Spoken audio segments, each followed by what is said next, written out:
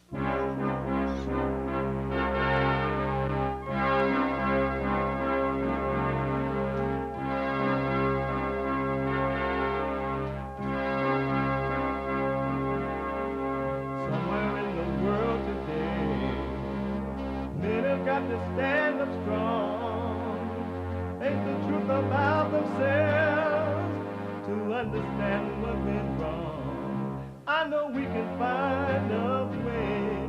I know we can find a way. I know we can find a way to stand up, stand up, stand up.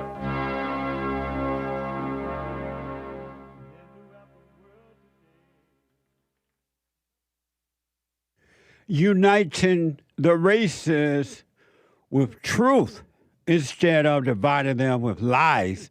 We're also rebuilding the family by rebuilding the man. I am JLP Peterson. Good morning. Welcome to the show. Hi, y'all. It's Tuesday again. You can get involved by calling 888-7753. 773 888-77-JESSE. Jesse. Jesse. And my biblical question is a doozy. My biblical question: why do you pay attention to yourself? Why do you pay attention to yourself? Amazing, huh? Why? Why? We have every way that you can watch and support the show listed on JLPeterson.com/show. JLPeterson.com/show. And if you're out and about and you can't really sit and watch the show, or you say, hey, I'm going to watch it later, our podcast, you can do that. But good news, you can be listening to the show no matter what you're doing and where you are at any time, right? You can be listening as it is happening by call the listener line on your cell phone or iPad at 605-615-4131. 605-615-4131. Anywhere in the world. Even if you're amongst the bunch of illegal aliens who are trying to hurry up and get here before the great white hope is sworn in, you can be listening while you're breaking the law coming across the border. Isn't that amazing? A part of that caravan. And to donate and have your comments read out loud, go to Buy Me a Coffee. BuyMeACoffee.com/JLP Talk. BuyMeACoffee.com/JLP Talk. Or Bond JLP Cash App. Bond JLP Cash App. This is amazing. It's Tuesday.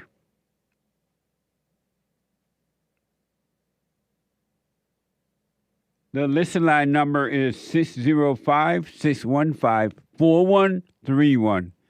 605-615-4131. All right. It's Tuesday.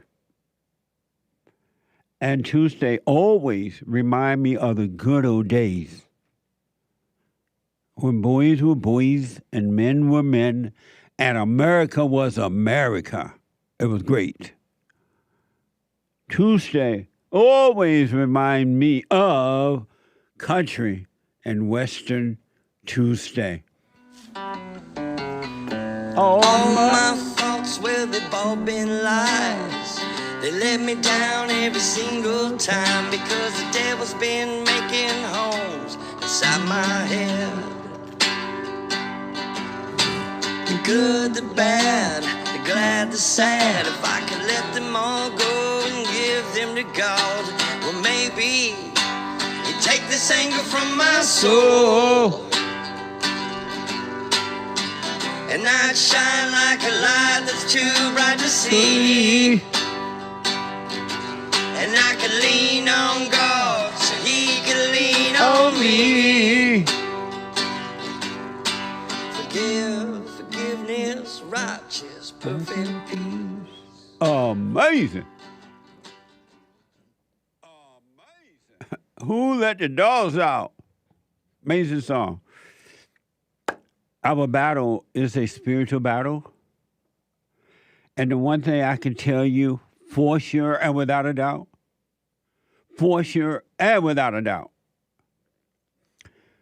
you cannot.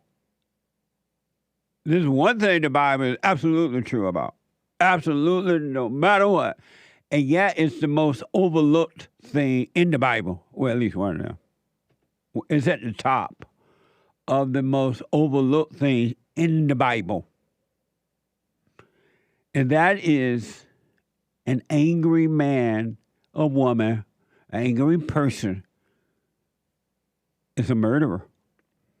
An angry person cannot be trusted. I don't care who it is. I don't care how much relationship you have with them, how related they are to you. Family, presidents, teachers, preachers, poor, rich, whatever color you want to be, and wherever you live in the world. An angry person is evil. And the depths of an angry person goes beyond words. Really. The depths of an angry person goes beyond words.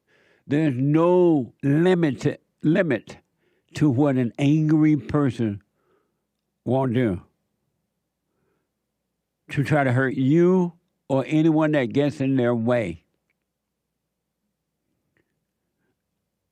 And when they're angry, you can't even say to them they're angry. They're not going to believe it because they're so one with the emotions that come with anger and the thoughts and emotions. It is mind-blowing. When Christ said salvation is of the heart, I understand now. I truly do. It is mind-blowing. You don't know, mind-blowing the depths of what an angry person. An angry person is a desperate person. An angry person do not see him or herself. They think they see you, but they don't see themselves at all. In their mind, they're right. Because they have been truly deceived by their imagination. An angry person, it doesn't matter. There's no limit to it. And unfortunately, in my country and around the world, because I counsel with men and women around the world, in my country, anger has been taught as it's just human, it's okay, you need a little bit of it, it's your protection, it's this and that. That's another, I want to say bald-faced lie, but an evil lie. And then they would say, well, Christ was angry. And they'll read the Old Testament, I guess, and God was angry, they said. The spirit of anger is so deceptive that it makes you think God has the anger that you have. That's what it meant. It meant the same. You truly believe that when they talk about God's wrath or whatever, you're talking about what you feel and think and feel. You believe that because that's what anger does. It deceives you.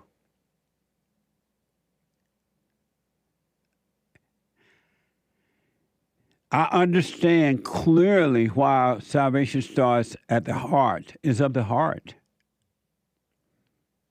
And I also understand the last thing that most human beings, not all, because a few are seeing it, but the last thing that most human beings want to see is that they are wicked at heart. They're evil. People like, stop calling people evil, Jesse. Why cover up the evil heart? What good is that going to do by covering up that you're evil? How will you become free if you don't recognize that you're evil? You're evil. That's why you do the things you do, because you're evil. People want to think that they are good. You tell people they're good, they're like, yes, I'm good. What's good about you? And then they talk about the things they've done, and they think that that's good. That's not good at all. I'm telling you this in order to warn you that if you personally, as a one person, you don't overcome your anger by forgiving, realizing you're wrong for judging, for hating, starting with mama and daddy first, daddy and mama, however you want to put it, daddy first, mama, but you got to do it. You're not going to see the destruction that you are bringing upon yourself. You won't see it. And you won't see the destruction that others are bringing upon you.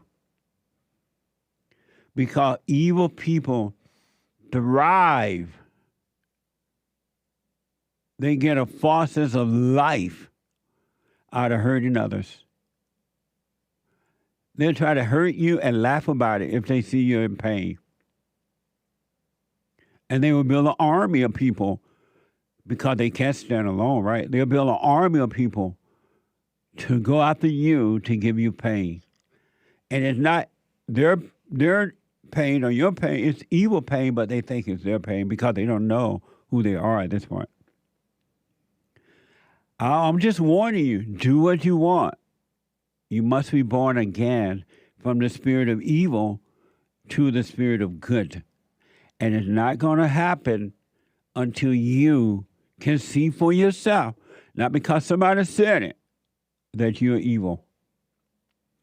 The things that human beings do to one another is beyond words. It's worse than animals. It's worse than the animal in the way that animals treat one another. It's like, and it is an animal state of mind and being, right? But it's even worse than animal because your human beings are doing it to human beings. And if you don't learn, become aware of how to deal with angry people, they will destroy you. Isn't that amazing? So do what you want. You can live in your anger. You can stay with it and call it good. Or you can overcome it by seeing for yourself. Even if you don't admit it to anyone, at least to you, see and admit that you're evil. And you're calling evil good.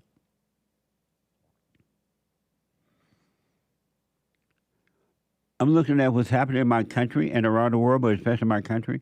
And everybody have the same story. Different situations, but same story. Evil is doing to every human being what evil does around the world. It's the same thing in families, in men and women, and it's the same thing. The deception of evil is mind-blowing to me. But once you get to know yourself, you see, if you want to know. You don't have to know, you stay in your hell. Because that's all you're getting is hell. Even though you might be calling it good or life, it's death. Some of you may have heard, but anyway, you can work on yourself and overcome it, or you can play church, or you can confess Jesus as your Lord and Savior. You can read the Bible, or you can become an atheist, or you can become a tarot card reader or a crystal person, and you can go let somebody read about your life with crystals or whatever. You're still going to be miserable. Nothing going to change. Not for the good.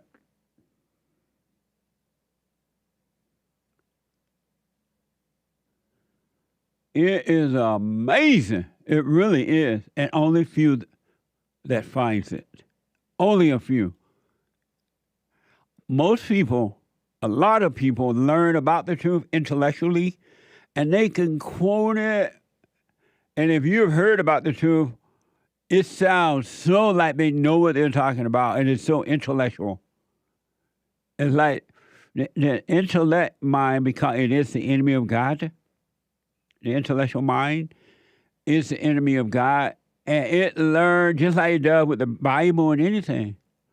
It'll sit around and hear the truth, and go out and repeat it like it just, and you be like, yeah, that's right, amen, right on, and both are lost. I didn't know. Well, I've seen it with the Bible thumpers. Because I've seen the Bible thumper, how they really learn the Bible, and they get puffed up, and they quote that Bible, and they pounce on people with that Bible, and but inwardly they're evil, but they know that Bible. They read it 4 or 5 times, over and over and over again, and the more knowledge they gain, the more puffed up they become. And they can quote the Bible, and you can say amen to it, right? Because it is in the Bible, for you know, and you think that person know. Well, the same thing can be done with the truth.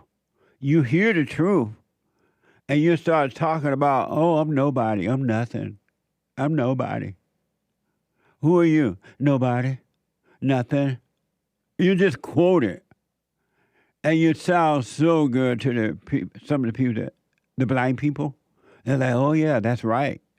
You're right. And you're lost. All you're doing is repeating the truth because you've held on to it in your imagination and you learned it and you repeat it. That's all it is. And you're repeating about the truth. You're not even repeating the truth. You're just repeating about the truth. Oh, I'm nobody. I could do nothing of myself.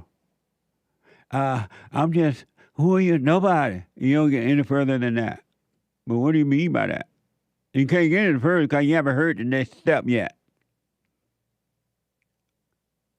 Oh, when I look at myself, I realize I'm nobody. I'm nothing. Okay? What? It's like learning that you hate your mama. And you really hate your daddy and your mama, and you need to go forgive. You'll say that until everybody heard you say that. And okay, what's next? Well, I really haven't heard the next step. The intellect is the mind of evil. Look at the people that learn the Bible, that learn the truth from me or anyone else, or the people with degrees. Look at how wicked people who've gone to college and things like that, university. Look how wicked they are. Why do you think we have all the wars and things? It's coming from the intellect. And they're doing it because they are on an ego trip like now they're going north. They want to be recognized, and they want money and power. But you think that they're smart, and they think they're smart. If you want to be smart, you got to become dumb. It's okay to be dumb. Now, don't go around saying you're dumb just because I say it's okay for you to be dumb. Oh, I'm dumb. That doesn't make you dumb because you said it. It makes you intellectual. Anyway, it's a spiritual battle. The kingdom of heaven is inside, and everything you need to know is inside of you. It's not outside. It's done. It's completed. But you don't know what that means just because I'm saying it. It sounds good. It sounds like it makes sense, right? But you don't know what that means, but you start preaching that. But it is completed. It's done. You're waiting for Christ to come back. He's already come. He has returned. And he's alive in you and above, but in you. And Satan really has no power. You just don't know it. You don't believe it, and you don't know it. When you believe it with intellectual belief. Anyway, I urge you, do what you want, of course, that you got to start working on you and forget about the world and everybody that's in it. That includes your own daddy and mama. But you got to work on you. You are your responsibility. You are your world. And you have the responsibility to work on you. All right? But do what you want. You stay in your thrills. You can stay in your misery. You can stay in your pain. No one can bring you out, and no one can force you out, not even God. God can do what he wants, but he's not going to do it. He's made the way. He told you you have been forgiven. All of your sins have been wiped away. You don't even believe that. Can you get any dumber than that? You'd rather believe that you're a sinner than to believe that you're free. Matter of fact, you're afraid to say that your sins have been forgiven and that you're free. You're afraid to even think it. Think about that. Oh, I'm just human. I'm going to be this way until I go to heaven. Okay, you think you're going to get in heaven with that mindset? Hell-bound you are. But do what you want. Anyway, all right. Some of you may have heard about this story. I have not seen this story in the news, period. I only got my producer presented it to me, and I have not heard one word about it. And just because I haven't heard it in the news, mainstream media, and doesn't mean it haven't been spoken of there, but I just haven't heard anything about it. Apparently, there was a mass shooting down in Tuskegee, Alabama.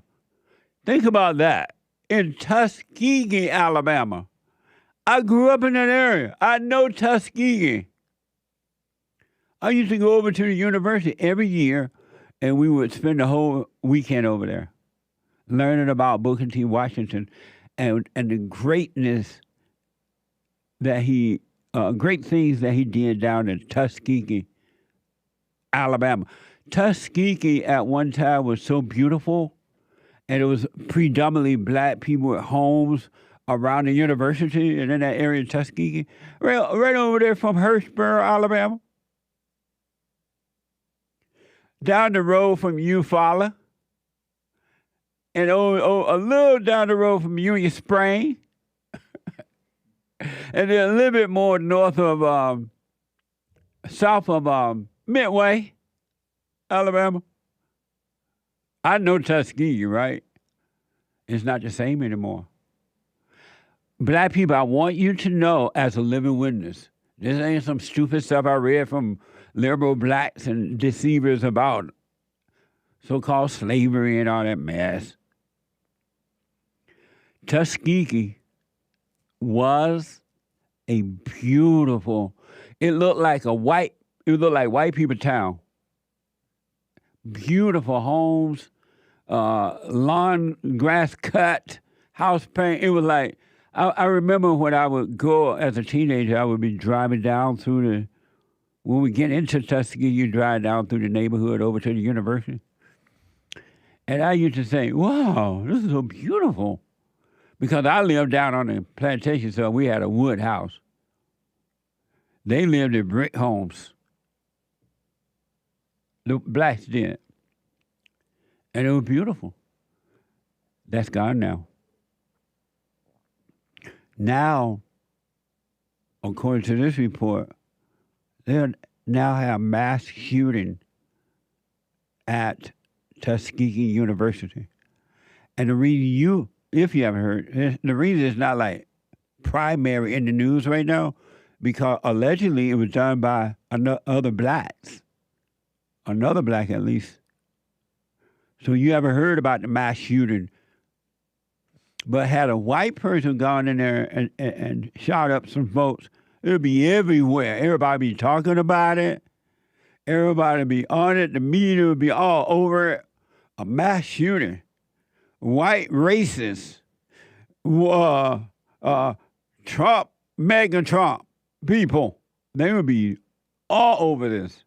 According to ABC 7, one person was killed in a Saturday night shooting during a homecoming event at Tuskegee University in Alabama, the institution said. Watch this from ABC 7. Tonight, young people frantically telling each other to get down. Get out, get out, get out, get out! You can hear the gunfire ringing out around them. The terrifying scene unfolding on the Tuskegee University campus in Alabama overnight. Macon County request a mutual aid from us. They're on the Belmore West side of Tuskegee campus. Unknown description of any shooters. It was homecoming weekend at the historically black university. 12 injured by gunfire, 16 hurt in total, including students. An 18-year-old who was not a student did not survive. Homecoming was supposed to be an enjoyable time, enjoyable place here at Tuskegee University. And for something like this to happen, people are disappointed. I'm disappointed. I'm sad. I'm disappointed and really confused about why somebody would do something like this. Late today, authorities announcing they've made an arrest in connection with the shooting. In the case, police say they arrested Jaquez Myrick, who was found leaving the scene of the shooting in possession of a machine gun with a conversion device. Amazing. He black. That's why you haven't really heard about it. This is at Tuskegee University in Sweet Home, Alabama. This is not Chicago, California, New York, Baltimore, South Central LA, South Central LA. This is Tuskegee.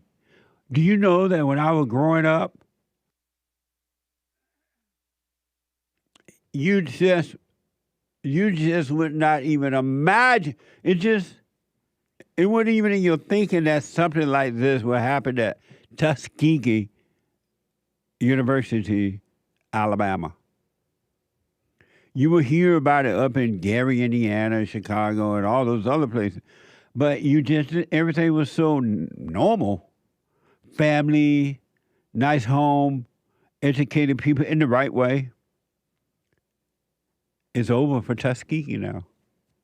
Booker T. Washington, Booker T. Mama, Booker T. Daddy, Booker T's wife, Booker T's children. If he had children. I don't even know if Booker T had children, to be honest. But they must be turned over in their graves. You know things are bad. My country's gone. If this is happening at Tuskegee,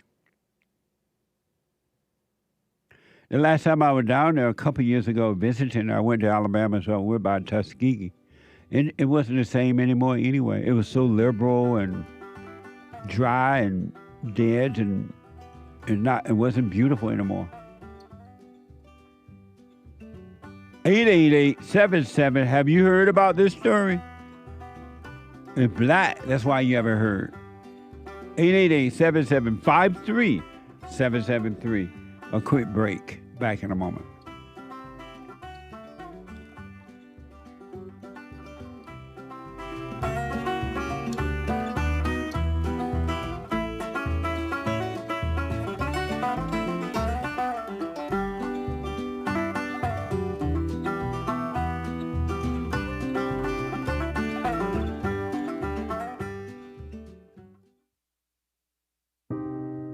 I just wanted to say that I've been listening to you for a few years now, and when you talk about the illusion of racism and how it's just a a divisive tool that the media uses, and it's just good and evil. Yes. And that's what we got to focus on. It really has changed my life. My perspective is totally different now. I'm more calm, I'm more peaceful. You know, when you talk about forgiving your mother and letting go of that hate, and it just transforms you. So I just want to thank you for that and let you know that, you know, you really are doing God's work by waking people up with this message. Amazing, Aaron. Thank you, man. I appreciate that. Sure. I can hear the angels in heaven singing right now. They're rejoicing. That's amazing. Stay with the silent prayer. Speak up, don't resent, and doubt every thought. And Aaron, you have not seen anything. Anything.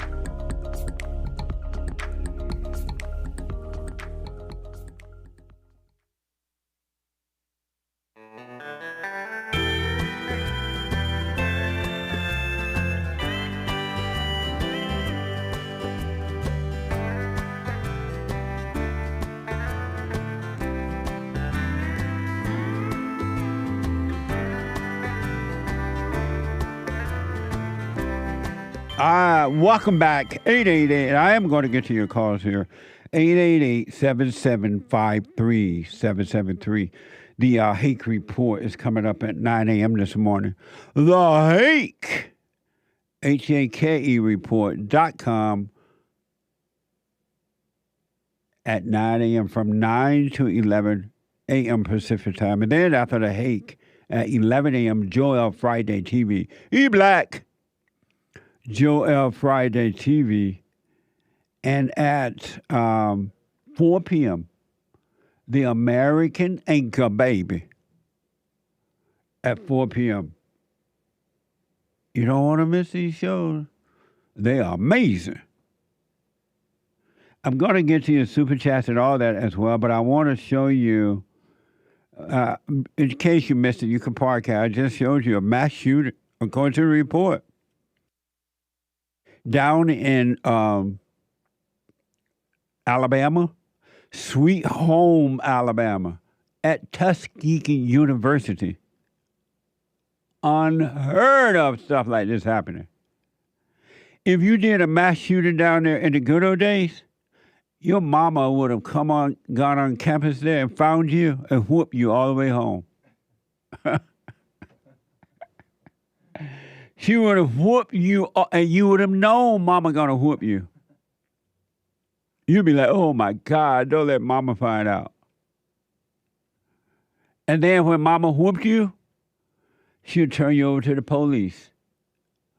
And she would say, okay, put this in jail. And she would say, don't call me. She'll say that to you. Don't call me. I'm not accepting collect calls. I'm not putting any money on your books. And I ain't coming to visit. I'm not coming to visit. You're on your own. That's what love is. That's gone too now. But anyway, I just want to give you just a little bit the origins of Tuskegee Institute. Here's just a soundbite, just to show you what Tuskegee was about before the liberals took over. Watch this. From KTLA. Tuskegee Institute. YouTube. Sorry about that. Tuskegee Institute, a historically black college in Alabama, held its first classes on September 19, 1881. Under Alabama's system of strict segregation, the Tuskegee Normal and Industrial Institute was to be a state-funded educational institution for black students.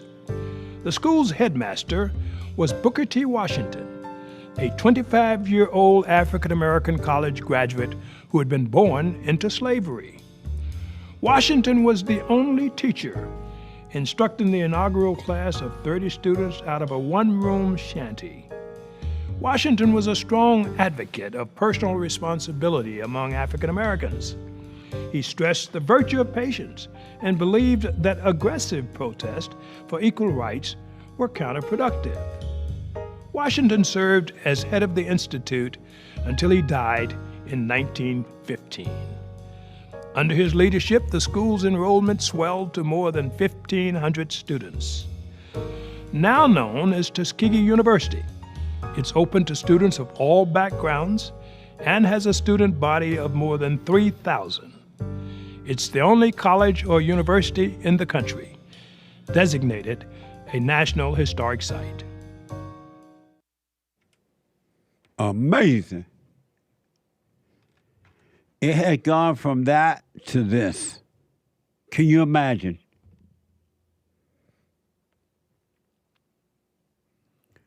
A man, you were like really born enslaved. Not like this pretense that they be telling you about, right? And that has nothing to do with his life. It didn't stop him at all. Zero. And you know why? He had no anger. He was free of anger. And as a result, you can read Up From Slavery. I recommend his book, Up From Slavery. But he had no anger. And as a result, even after his parents were sold off, and they were all divided, sold into slavery, they went one way, he went another one. Because he had no anger, he got help from all kinds of people. They educated him. They allowed him to stay in their home. White people allowed him to stay at their homes. They taught him. But and now Tuskegee is this. And you know why? Because you want to hold on to anger. You call anger good. You're worshiping evil, calling it God. But can you imagine that this happened at Tuskegee Institute?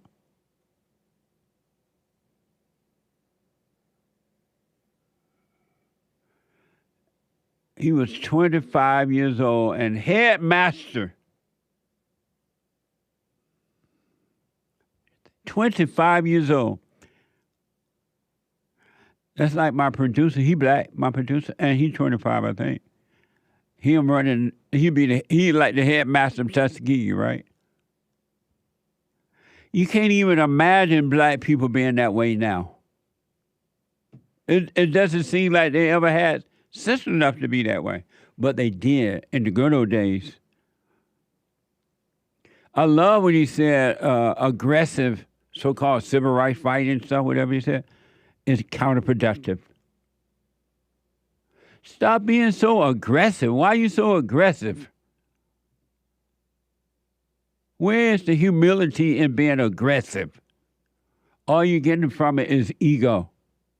You think because you're aggressive, you're tough. I look out for myself. I protect myself. I'm aggressive. You're an idiot.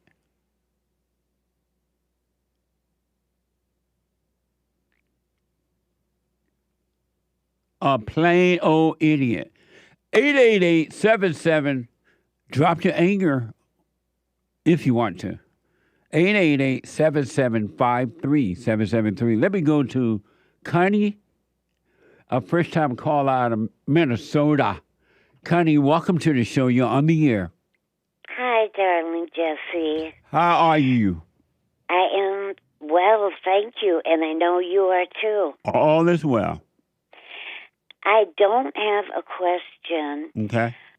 I want to tell you that since I found you, I have watched you for probably 7 months, and you have made a tremendous impact in my life. I do the silent prayer. I have forgiven my mother and father, but they are gone. But I've forgiven them. And your teachings, your sharings, your kindness, the way you break it down is absolutely wonderful. And I thank you from the bottom of my heart. Well, stay with it. Stay with it. Stay with it. I do. And I'm present. I'm present right now. I'm present all the time. When thoughts come in my head, I let them come and let them go. Yeah. I stay in the present, and it's help. It's not easy, but it's possible, and I do it. Right on. I do it. And thank you so much. I live in gratitude for everything that comes into my life, and you included. Well, thank you, and stay with it. It's amazing. You haven't seen anything yet. It gets better, right? I know it does. I trust you. Thank you so much for all of your programs. You're welcome, Connie, and thank you. Thank you. All Bye. right, now. Bye now. Amazing. There are some people waking up. They just didn't know. But once they heard the truth, something said to them, wow, that makes sense. And that's the light that's going to bring you out of the darkness completely if you stay with it. You can't make it make sense. The light does. Isn't that amazing? 888-7753-773. Let me go to Calvin out of Ohio. Calvin, welcome to the show. You're on the air. Oh, you answered that fast. Usually I gotta wait. Hold on, buddy. Don't hang up. I'll come back to you. 888-77-JESSE. I think he said that was too fast for him. So just tell him to hold on. I'll let me know when he's ready. I'll come to him. I'll come back to him. Super chat. Super. Let me know when he's ready there. Super chats. Morning, Linya and Chin says. Good morning. Jesse, for 15 years or so, the New Age folk have been right about one thing. Education is indoctrination. A subjugation of the soul via built-up mental callus, also known as intellect. Intellect shackles sapience for massa, mama, better to control us. Oh, amazing. Thank you. Thank you. Oh, Linya amazing. Chin. I talked to a lady that went to somebody, and she was trying to get help. And she went to somebody that had crystals or something like that. Mm-hmm. And the crystal's supposed to help you. How come people think a piece of material can help you? They're desperate for something. But how are you that desperate? You think that somebody can get a piece of glass? They think that it's magical, I think, right? But how I don't is know that? what the crystal thing is. I haven't looked You heard into about it? Oh, yeah. I mean, there's one right down, a few doors down I haven't visited yet. Well, isn't that crazy? Somebody should tell you, okay, come in and give me $1,000. Mm-hmm. I'll play a crystal for you and you'll be fine. That's crazy. Insane. Anyway, thank you. But how are crystals made? That's so cool. Maybe it means It looks something. like it's like they made a, you know how along the beach where the rocks turn really dry, they turn to look like glass? Yeah. I think it's that. Or maybe at a coal mine or something. Something. Yeah. Uh-oh, Anchor Baby's going to educate us. Yeah. They grow deep underground. You talking about crystals? They grow deep underground? Like witch crystals? Yeah. Like that place down the road? Yeah, that place. Yeah, they grow underground. Oh. They grow naturally. Like stalactites and But how stalagmites? come... You asked a question? Yeah. And what did he say? No comment. I think it was a dumb question. I didn't hear it, maybe. I don't know. Stalactites and stalagmites? Oh, I don't know about them. Okay. Okay, thank you, Linya and Chin. Yeah. Assassins Unite says, thank you, America. Love from England. English flag emoji. MAGA, America first, not last. U.S. flag, thanks, hands. Right on. Amazing. Thank you. Thank you, Assassins Unite. Yeah. No Mo Thoughts, bought a coffee. Jesse, I'm having trouble seeing if I should or shouldn't look for a job. Will something come up, or should I make it happen, to be more precise? I'm probably in my thoughts again. Are they joking? But I really don't. Well, let me finish. But I really don't know if I'm just looking to end up in hell by trying to choose a good job. Says No Mo Thoughts. No more thought. You know, you better get out there and look for a job. What the? I don't even understand that. How can you not know if you need to look for a job or not? How you going to eat? how you would put a roof over your head. How will you buy a car and put gas in your car if you don't have a job? I think that's a joke, right?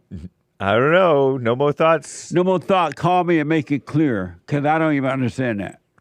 I could see it happening. I could see somebody getting, like what you just said in your morning monologue about learning the truth, and then just getting lost in your head about the truth and just misapplying it.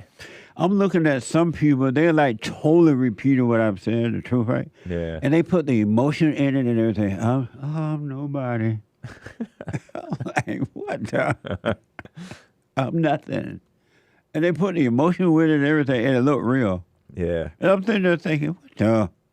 But anyway. Nice name, No More Thoughts. Nice name. Let me know. But go look for a job. Nice name. If you want to eat, you better get up and find a job. I wouldn't sit there and wait. You're going to end up homeless. And beggars can't be choosers. Right. Take a job. Even if it's the one you think you don't want. A job is a job is a job. And you're not supposed to be getting an identity from it anyway. Get a job. Thank you, though. Amazing. I love you. Thank you. Nice. Thanks for the support. Yeah. Riv on Cash App. Ribs? Riv, R-I-V. Oh, Riv. Okay. Riv back. He says, no message, but he gave a Cash App donation. Thank you. I appreciate it. Yeah, thank you. Conspiracy Hoop says if Jesse could only wake up to flat Earth, he could keep growing. You might be right. I won't rule it out, but thank you. Nikki bought 5 coffees. The spirit of compromise is one of the ugliest and nastiest spirits. It will not leave without a fight. I asked it to leave, and it said no. Devil nose emoji. I said, fine. You can take my life, you can take my body, but you can't kill my soul. Since I saw that spirit in me, I've been seeing it in everyone. Amazing. Thank you. Amazing. Compromisers. Tony bought a coffee. Once I realized I was not a good person, I felt better, and it was good to feel better. Once you really see how evil you are, you will feel better. It doesn't sound like that makes sense, right? But it does. The only reason you're not feeling better because you don't see how evil you are. An angry person is an evil person. Salvation is of the heart. You want to be free? Admit to yourself that you're angry. Anger is hatred. And that you're evil. And it will change for the good. Amazing. Thank you. Yeah, like in relationships, when you realize that you're just being selfish. Yeah. And it's all just selfishness. It's like, oh, okay. What a relief. It You is. can let it go or let it be, whatever. Realize. I love the word realization. When you realize it, when you see it, you'll be free. You just don't see. Forgive them, they cannot see. They know not what they do. As Trump said about Biden, forgive him. He know not what he says. Something like that. Amazing. AMAJE asks. Ask. Over on X. This is at the live X stream. What are you talking about? Jesus hasn't returned yet? Oh, wow. It is done. If Jesus has not returned, why did he tell you, don't look over there, don't look over there, don't look up, don't look down? It's in you. It's in the New Testament. It's in you. He is with you. The kingdom of heaven, you're looking for the kingdom, and it's already here. It's in you. Look within, know thyself. But if you want to believe and wait for something else, go ahead. I think there's some Jews waiting too. You probably want to wait over there in the corner with them. Amazing. Thank you. And thank you, guys. I do believe that is all for now. Nice. Thank you. Amazing. Is Kevin ready now? Calvin. Calvin from Ohio. Calvin, let's try it again. You ready? Yeah, I was ready before. Oh, I thought you said I came to you too soon. No, usually I have to wait, so I was kind of surprised. Oh, my bad. Go ahead, buddy. All right, so something that confuses me. I think it confuses others, but they don't really say anything. Right. So, how can you say all thoughts are all lies all the time about anything, but then say accept practical thoughts? Because practical thoughts are the thoughts that God gives you so that you can function here on earth in the physical. And so you get up and get a job, or you build a house for yourself, or get a car so you can deal with other people. He give you the know-how to do that, but you don't live by that. You don't get a sense of identity from it at all. It's just a physical way of functioning on earth. I mean, I get that, but then it's like when you say all thoughts are all lies, and then you say accept practical thought, it kind of makes your statement invalid, though. So, you're saying that because I say that, that people or some people would think, well, if all thoughts are all lies all the time, how can practical thoughts not be lies, right? something like that. Yeah. Oh, I see. What was the verse that you usually use with that? With what? Oh, bring That all thoughts into captivity. Your thoughts are not mine, and my thoughts are not yours, and they are not yours, right? That I use that verse. Yeah, so I looked at that, and I looked at that, and it says bringing into captivity every thought to the obedience of Christ, right? Right. So when you read that, when you read into that, it's not saying to ignore them. It's not saying to neglect them or neglect the ones that are negative or just sit there and watch them like Blockbuster. Is basically saying, like, you take every thought captive and make it submit to the word of God. No, that's not what it's saying. What it's saying is he want you to allow him to cause you to see them. And when you're seeing them, it's the light of God that'll cause you to see the darkness. And when you can see it and do nothing about it, then the light will destroy the darkness. The thought. Yeah, but when it goes to say to the obedience of Christ, you take the thoughts prisoner, you question them, you interrogate them, you figure out where they come from, and when you're done, you submit them to the truth of the word. You determine which thoughts follow the will of Christ. And how are you going to do all that? You question them. You determine like which ones are right, which ones are wrong, which ones follow the will of Christ, which ones are wrong and are like opposite but how would you know that? The word of God. How would you know that you don't know the will of God? You can't of yourself do anything, and thoughts are spirits. How will you yourself do those things when you don't have the power? You can't fight spirits. You can do nothing about it. How are you going to do all that? All right, let's put one into like a scenario. Say, I see an older lady. I see the elder lady is struggling to open the door. Can you hold for me? Yeah, I know. I gotta wait. All right, hold on. Can you hold? Yeah. Okay, hold on. 888-7753. My mic just went out or something. 888. Huh? It's off. 888-77 Jesse. The hate news, not the fake news, but the hate news coming. And I'll be right back in a moment. 2 more hours to go. Back in a moment. I read or heard that some Republicans are starting to pull their advertisements from Google or whomever, right? Because so many conservatives are being shut down, discriminated against, shadow banned, and all that kind of stuff. So conservatives are starting to fight back. It is happening to us too. I'm just taking it one day at a time. But you can go to JLPtalk.com and find all the ways to support us. You can check out rebuildingdemand.com and support our nonprofit organization. You can call 800-411-BOND, 800-411-2663. And don't forget to like, subscribe, follow, share, and Sunny. And also, we have thefallenstate.tv. Ring the bell.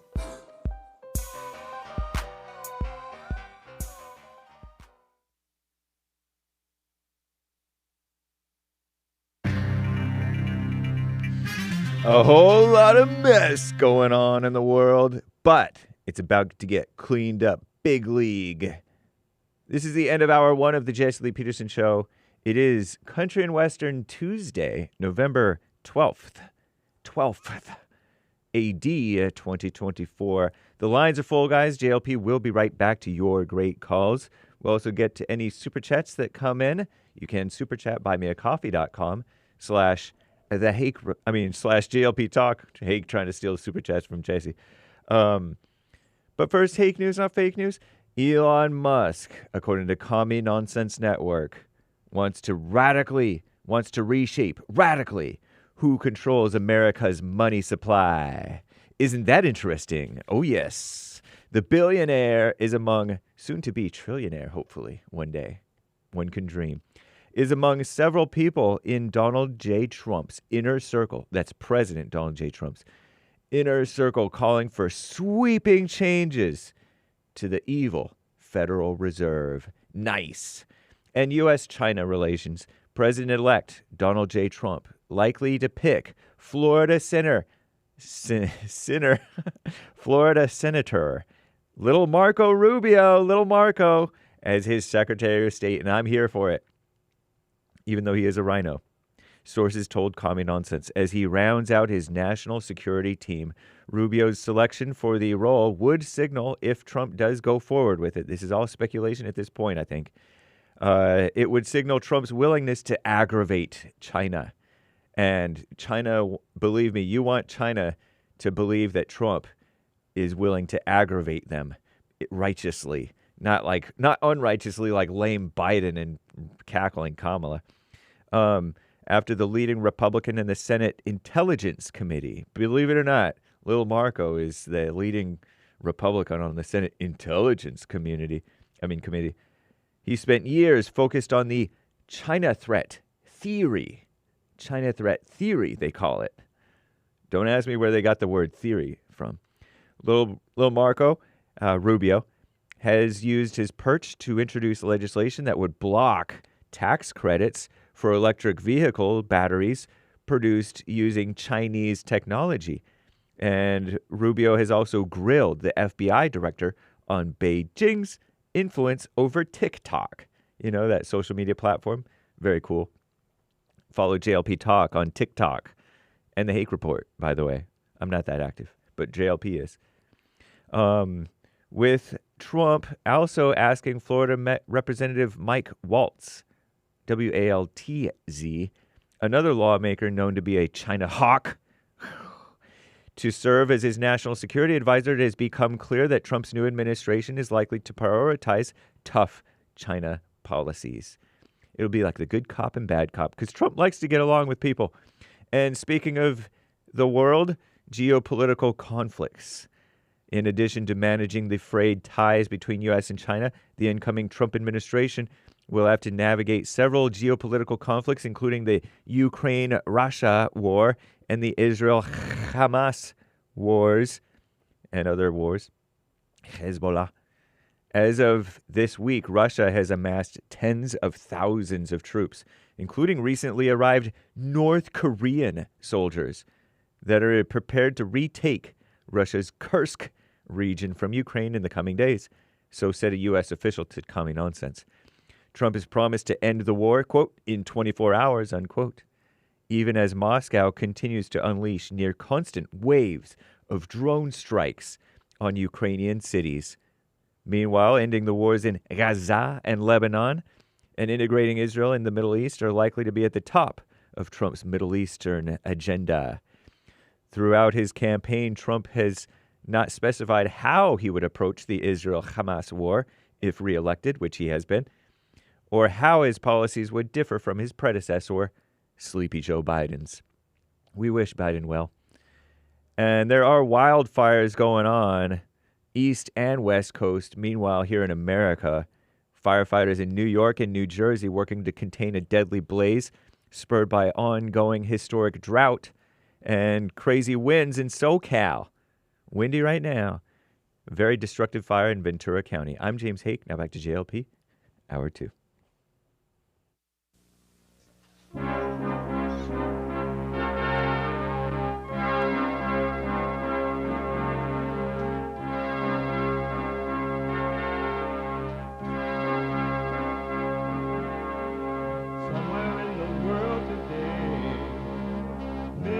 to stand up strong, face the truth about themselves, to understand what went wrong. I know we can find a way.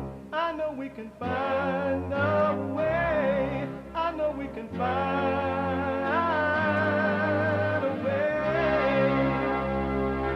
to stand up, stand up, stand up.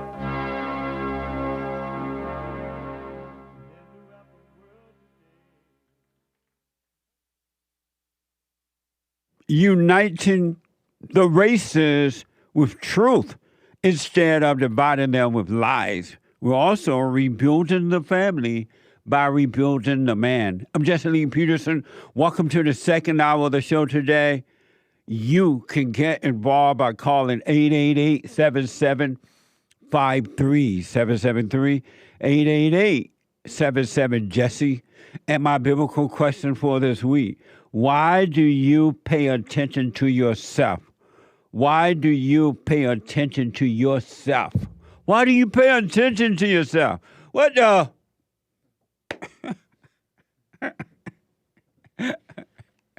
Oh God. You can, what? Where am I? Oh, if you're busy and about, you're running around, you're lifting weights, or you're running, or you taking your kids over to a public school so they can be destroyed because you don't want to stay home and raise them, because you want to be like a man and you want to be out working, and you think that your great reward is from working, and everybody think that you something else because you work, and you love that more than raising your own kids, so you're like taking them off to school right now. You can be listening to the show live by calling the listen line on your iPhone or iPad at 605-615-4131. 605-615-4131. And to donate and have your comments read out loud, and we are going to get to your super chats, to comment and have your, to donate and have your comments read out loud, go to buymeacoffee.com/JLP Talk. Buymeacoffee.com/JLP Talk, or Bond JLP Cash App. Bond JLP Cash App. It's Tuesday. It's the second hour on Tuesday. It is, and it will always be, country and western Tuesday. Bring back, oh, bring back my country to me. Bring back my country to What the? me. Who let the dogs out? Amazing.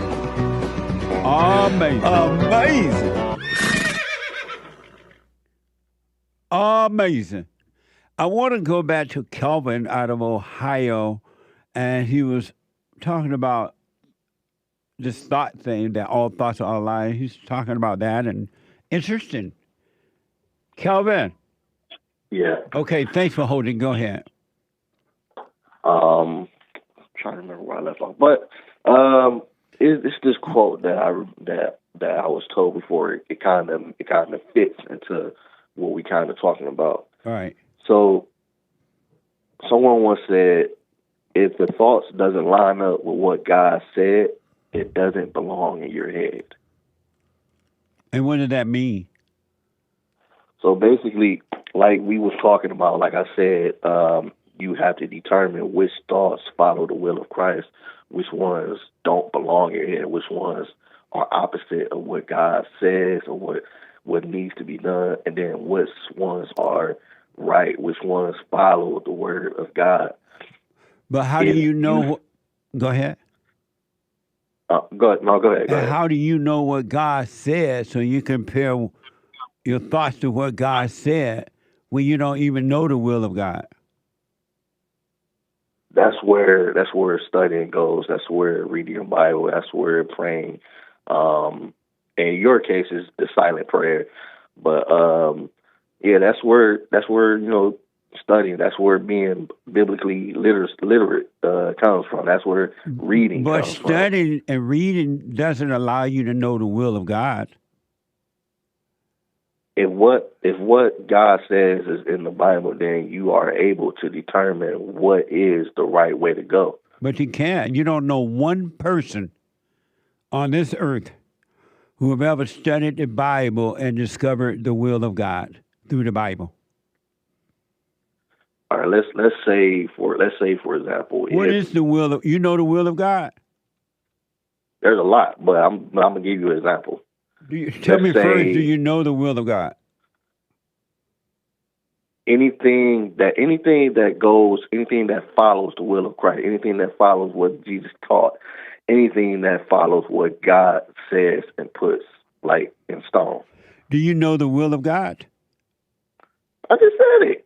You didn't give me a yes or no. That was basically like a yes and no. Do you know the will of God? Oh, we about to do this again. Oh, okay. Yes. Let's say yes. You say yes. You say yes. You do know the will of God. Yep, I know where it's about to go. Let's go. Let's go, Jesse. I'm ready. You know where what is about to go. Because I know you. I study your videos. Let's go. And what is the will of God? All right. So, say for example, loving thy neighbor. So, what does that mean to you? To love your neighbor, not to hate him, but to love him. Yeah, I knew you was gonna say that. So, yeah, I already knew it. I already knew your answer. But loving thy neighbor. When somebody asks Jesus, who is your neighbor, and Jesus gave the parable of the Good Samaritan. So, what he's saying is, your neighbor is someone that you do something for, not expecting anything in return, but doing something just for the kindness of your heart. That's not true at all. Where do you get that from? Yes, it is. What? Do you know the parable of the Good Samaritan? That's not what it means to love your neighbor. Do you know the parable of the Good Samaritan? Yes I know or no? that's not. No, I mean I know what you're talking about. No, you said no. You said no. No. I do know what you're talking about, but that's not what it means to love your neighbor at all. So the Good Samaritan helped this person that was in need, even though the Samaritans were looked at as evil people or unclean people. He helped this man. He cleaned this man. He paid for this man's to get help in the end. And whatever needed else to be paid, he was able to pay for whatever left that needed to be paid. Not because just for not hating this guy, it was because he did it out of the kindness of his heart. That's why whenever Jesus spoke, he spoke in parables. And what did? So it's not just about hating. What did the read the tell me what the parable said that you referred to? The parable of the Good Samaritan. And what does it? And so, the parable of the Good Samaritan is when he went and helped somebody and wasn't expecting anything. When he helped somebody in need, when he was able to help this person that hated him, he helped this person to get clean. He helped this person to get help, to get the help that he needed after being attacked. And why do you say that that's what it means to love your neighbor? Because when the person asked Jesus, who is your neighbor? He gave the parable to tell you your neighbor is someone that you help, someone that you do something for, not expecting anything in return, but doing it because you're doing it out the kindness of your heart. That's what Jesus said? By giving the parable of the Good Samaritan. Did Jesus say that, or that's what you're saying? When he tells the story... No, I'm asking you a different question.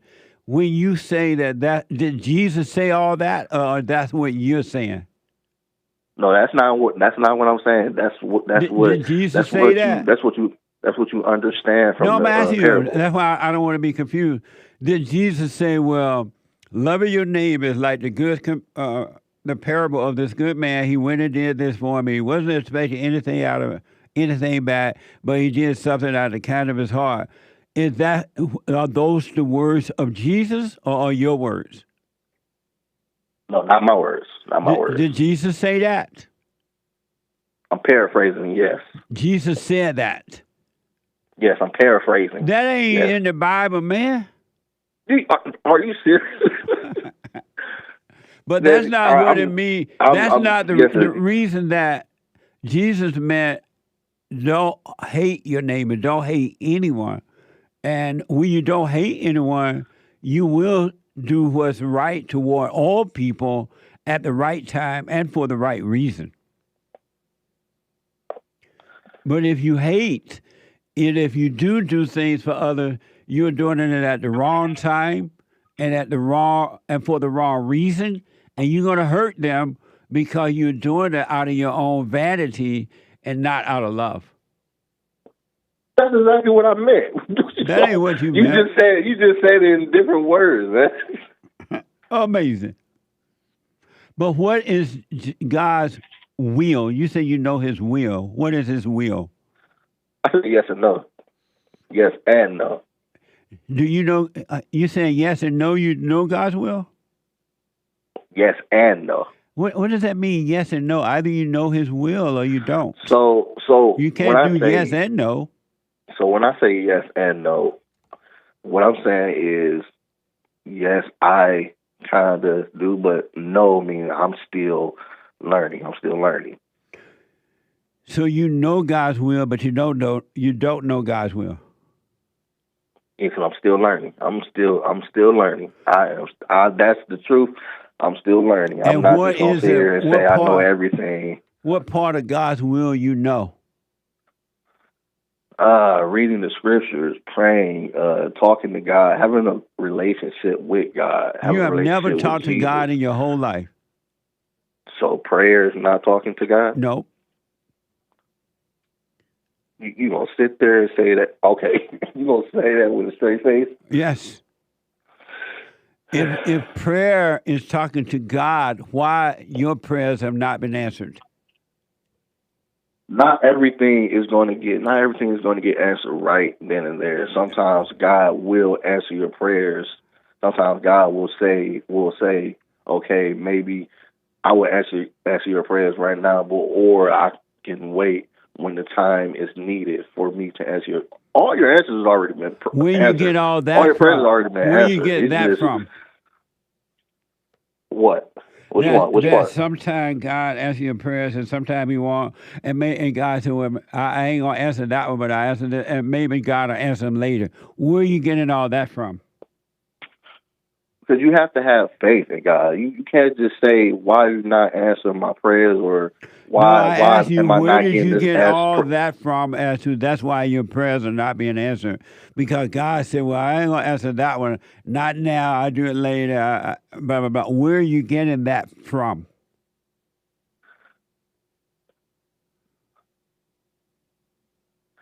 All right. So where I got it from is basically like. It's a way to show that your prayers have already been answered. It's the part of talking to God, asking God, coming to God. So everything that you want and need, all you gotta do is talk to God. Where are you getting that from? Like what God said, He knows everything. He knows everything. He knows you. He knows what you're going to be. He knows everything about you. Kevin, where are you getting all those ideas from? That's the reason God. Why pray to a God that's not going to answer your prayer? That doesn't make sense. God tells you to pray to Him, and He will answer your prayer. But when you pray to Him, He doesn't answer your prayer, and you're going to say, "Oh, because He said not now. It's because of this or that." Where are you getting all that from?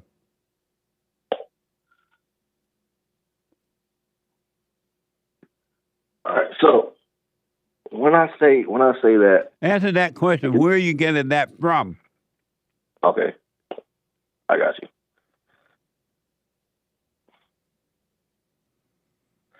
It's because basically I'm like I was thinking about it for a second. So it's because like the motive that you ask it has to be in the right motive. It has to be the right motive when you ask. You're something still from not God. telling me where you're getting all that from. It's not in the Bible anywhere. God never said it. His son never said it. Where are you getting all those ideas from? James 4:3. And even when you ask, you don't get it because your motives are all wrong. You want only what you give. You want only what will give you pleasure. You're still not answering the question. Where are you getting all I those did. ideas? So you got those ideas from that verse? Basically, when you pray to God, it's not just you just praying because you just want something right then and now, and you're not gonna get it. Then if you you don't want to it God now, the right way. if you don't want to know, why pray for it now? Because sometimes God will give it to you, but it's not always going to come right then and now. Why not? All right, can I give you an example? No, tell me first why not.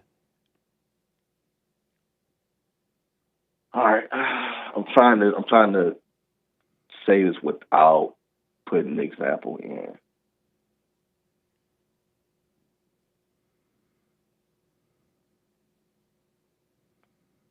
Damn, that's kind of hard. Cause every time I try, I'm gonna try to say I'm gonna put the example in, and I'm not trying to do that.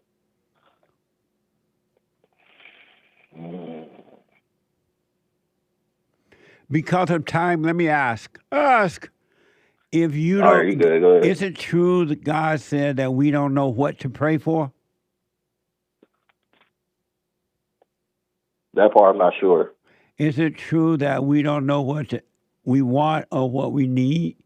And when we pray what we want or what we think we need and want, isn't in the Bible that called vain prayer? You're praying in vain? That we don't know what we want? Yeah. And when you do it, aren't you praying in vain when you think you're asking for all this stuff and asking God to do this and do that, but you don't know what to pray for? We know not what to pray for? Is that true? Bars. Is that well, true? by the way you're saying it, is that true? From how you're telling me, yes, because is it in the Bible that we don't know what to pray for? Yeah. So if you don't know what you want and you don't know what to pray for, why do you think those vain prayers you're doing work, and why do you think God even hear them? So the way you're saying it, how I'm getting it from how you're saying it, is we ourselves don't know what to pray for, right? That's how I'm getting it when you say that. Right. We don't know what to pray for. We don't even know what we want. And so when you pray, you're praying in vain. So why do you think that, and you agree that it is in the Bible and it's true, why do you, could that be why God is not answering your prayer? Because you're not even praying to him. You're praying to evil, to Satan. I don't, that part I can't agree on. You praying to Satan. I can't agree on that. So then I can't agree on that part. How can you pray to God when you don't know what to pray for because you don't know what you want, you don't know what you need, or anything? How can you pray to God? I feel like us alone don't know what we want, don't know what we how to pray. So how do you pray? So then why you said you pray to God for what you want, but he just doesn't give it to you right then? How are you praying to God when you don't know what you want? Because I feel like we should pray with the Holy Spirit in heart. How about you? I should pray with the Holy Spirit in heart. You don't even know what that means. Yes, I do. Okay. When I say that, so I hate giving examples, but when Jesus ascended and left, the disciples weren't able to pray the right way until the Holy Spirit came upon them. That's the best way I can say it. And what does that have to do with you? Alone. Okay, me alone, just me. I don't know how to pray. I don't know what So then, to why pray for. are you praying to God? Then you don't know how to pray. You don't know what you want, and you don't know how to pray. The right, and in order then for when me to you pray the right do way, it, I need the Holy Spirit. and when you in do heart. it, and God doesn't like your prayer, you're like, well, God said not now. He something He doesn't give you right. You're making up all this stuff in your mind. Don't you see that?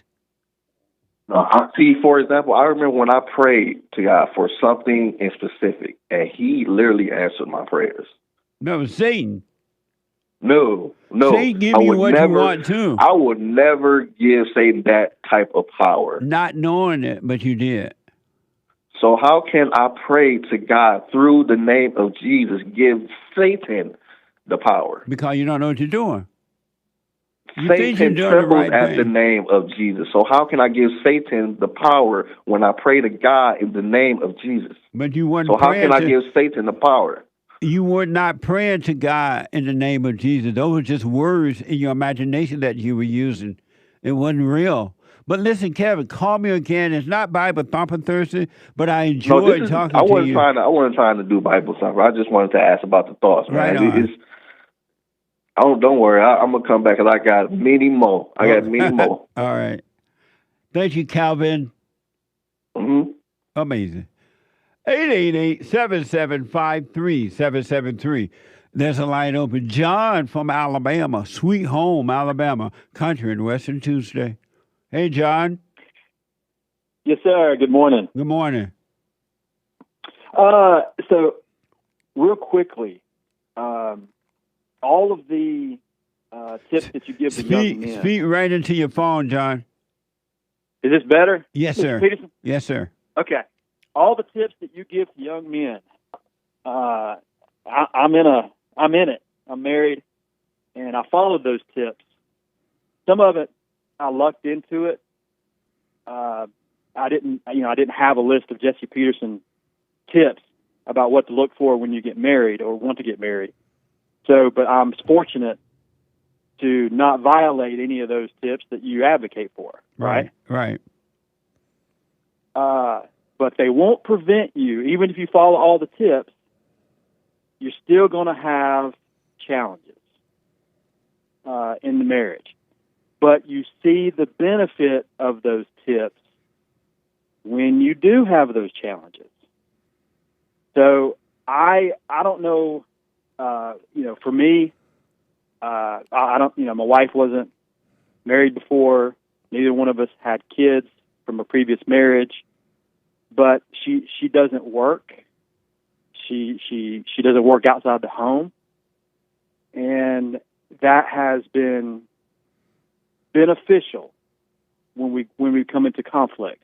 Now, I will warn the audience from my perspective that when you have a little bit of money and your wife has the benefit of staying home, and you have 2 young kids and you're raising your kids. To exercise or to have humility, that verse about it's hard for a rich man to get into heaven. I can fall prey, and I think everybody can fall prey to having resources and thinking that you can, be entitled to have your say or demand your say because you're a good provider. I don't quite know what you're saying, John. What are you? So you're saying? It sounds like you got married. You and your wife now have children. She's never been married before. You never been married before, right? We've you may not recall off the top of your head, but you have a list of things to young men. No, what I'm asking I'm asking you. You're saying that you're not been married before. Your wife has never been married before. You finally got married, and she's staying home. You have 2 kids with her? Yes, sir. And we love our children. And you still have conflict? Yeah. Oh, yeah. Yeah. And why do you have conflict in your marriage? Why? You shouldn't be having any conflict, period. Why are you having conflict in your marriage? It's... I take full responsibility because it's my fault, because I'm not as good as I think I am. Meaning what? But Well, say for example, if she's staying home, and most of our friends and even people at church, that's rare that she's not working as a mom and a wife, and so that gives me maybe I think I have a little bit more ability to be bold and maybe commanding, to demand from her. Demand what from her? So for example, if I just, and this is recent, this is real life. I mean, this is recent. The falling out that we had was I wanted to put our oldest in timeout. She wasn't, her attitude wasn't good. And I didn't come at the child aggressively. I tried to, hey, I'm here for you. It's okay. And then I was very patient. And so I went the route of, we love you. It's going to be fine. Don't cry. But the child was acting up, throwing a tantrum. And I said, she got to go time out, the baby, 3-year-old. And my wife didn't want to put her in timeout and was upset that I was putting her in timeout. So much so that, over the next couple of days, she was passive aggressive, let me know she wasn't happy. And I said, look, I think you, and this is my mistake. I said, I think you owe me an apology. I put her time out. You can't tell me that I'm not allowed to discipline our kids, that I have no part in that. She's not the child's not any worse for the wear. She's doing, she's fine. It's moving her from one spot where she was sitting in a chair, booster chair, strapped in, moving her from that spot to a different spot. And I lost my patience with her. Both the kids were sick last week. We weren't on our best game with emotional resources, physical resources. We weren't resting. They had had been to the doctor. But John, why did you just tell your wife to go sit down? She has no business telling you what you can or cannot say to your child, because in doing that, she's turning your child away from you. Jesse, this is what I told her. I said, and I didn't, one of the best things about not overreacting and showing, hateful toward her is that later they can't say, well, he mistreated me, because it's not the case. So I told her, and, I'm using all the love and all the logic that I can, right? I told her, I said, look, your Facebook page has Christian verses. You're always posting Christian stuff, which is fine. But if you don't do your part in this house and submit to me in all things, and even with the health of our children, if I make a decision that I think is best, you're to follow under that. If you don't, then you're going against God's order, and our kids are an idol. That you're letting your feelings. But why are you going through all that? You just say, hey, look, you need to overcome your anger, and don't ever tell me what I can and cannot say to my child. Why do you just be straight up and not pander like that to her either? That's not helping her at all. Man, I'm trying because you said earlier in the show that, hey, admit that you're not as good as you think you are.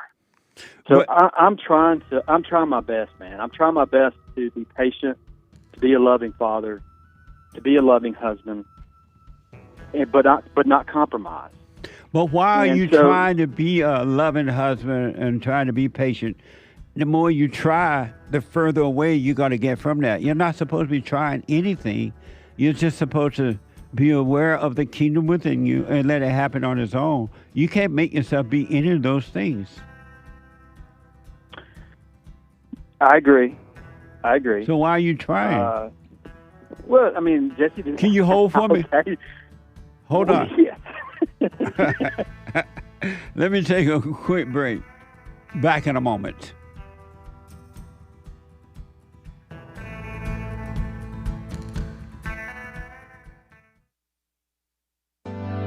Steve, thank you for calling and thanks for holding. How have you been helped by the show? I'm going to tell you this. I believe you might go down in history as one of the greatest, if not the greatest, black man that ever lived on planet Earth, as far as I'm concerned. I don't know anybody before you that's been that great. You know, freeing the slaves is one thing, but you've been freeing people of their mind, which matters, it should be anyhow, to you more than anything else, because with the mind not being right, there ain't nothing else going to happen right anyway. If you can doubt every thought because you're not your thoughts, if you can doubt every thought, knowing that you're not your thoughts, you don't create them, they're not from God, that they're from the deceiver, the great deceiver, Satan. If you can doubt every thought, you can be free, just like that. At an instant. Bring every thought into captivity. It's so amazing.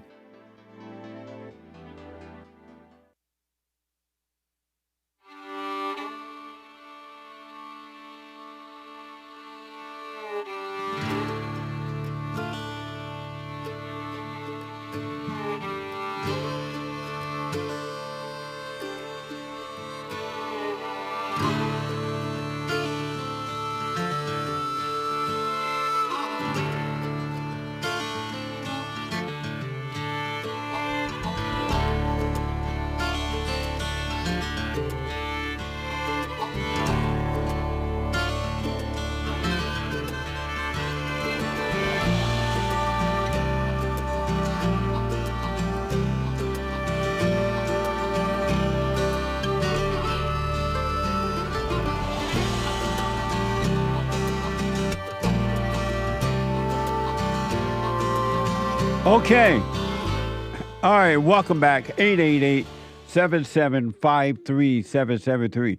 Get your orders in, your Christmas, your Thanksgiving, your Christmas, your New Year orders in so we can get the products packed and shipped out to you that you might receive them on time, all right?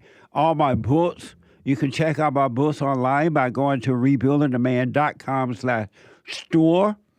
And they are great books, and they're amazing Christmas gifts or Thanksgiving or birthday or just, hey, here's an amazing book. And the merch and all those things at rebuildingthemand.com/store. And remember, it's the end of the year, and you can give to bond, donate, and get tax deduction from it. All right? So give. Go to rebuildingthemand.com/rebuildingthemand.com or call 800-411-BOND, 800-411-2663. And you can, for your shout-outs, birthday shout-outs, Thanksgiving shout-outs, wedding anniversary thank you shout-out, Merry Christmas shout-out, Happy New Year shout-out, or just plain old shout-out, I will do them for you, and I'm getting them done really fast and right back to you. So if you, for your shout-outs, go to Cameo, CAMEO.com/Jesse Lee Peterson. Excuse me, CAMEO.com/Jesse Lee Peterson. All right? Amazing. Let me go quickly back to John out of Sweet Home, Alabama. Hey, John? Yes, sir. Okay. Why are you trying to be anything?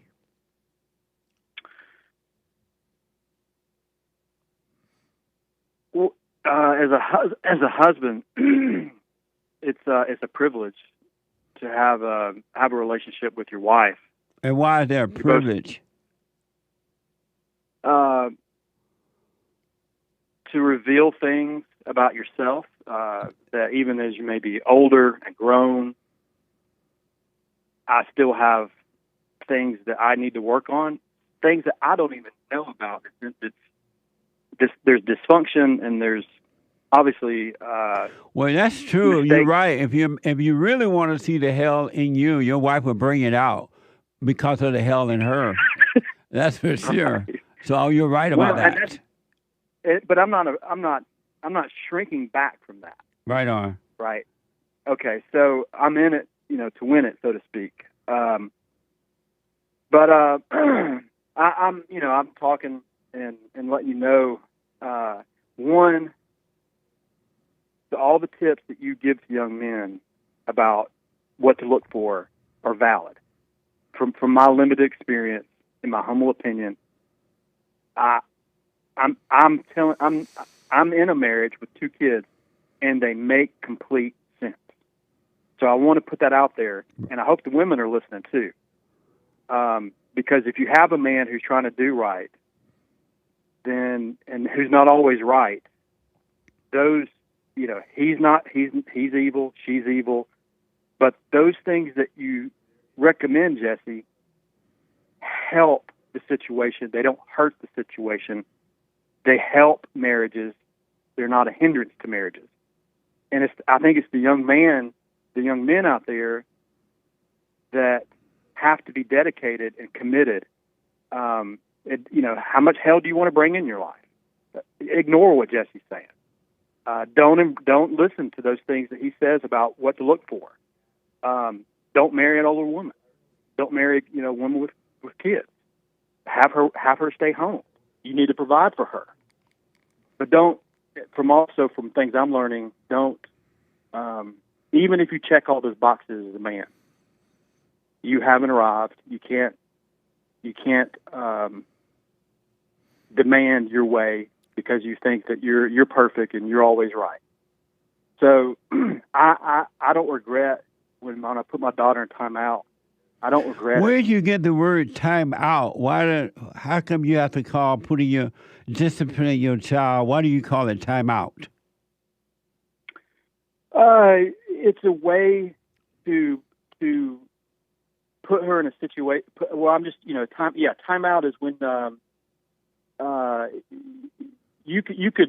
could spank the child, which I'm just wondering why don't you see that you're disciplining your child? Why do you have to call it time out? I don't know what that means. Time out. Well, yeah. I'm sorry. So time out is I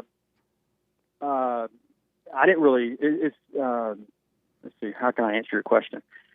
You take a child if she's in a place where she's acting up, and you take her and put her in her room, or you take her and put her in the corner of the house. I understand all that, but why do you have to call it time out? Why don't you see you need to discipline your child without calling it time out? That doesn't even make sense.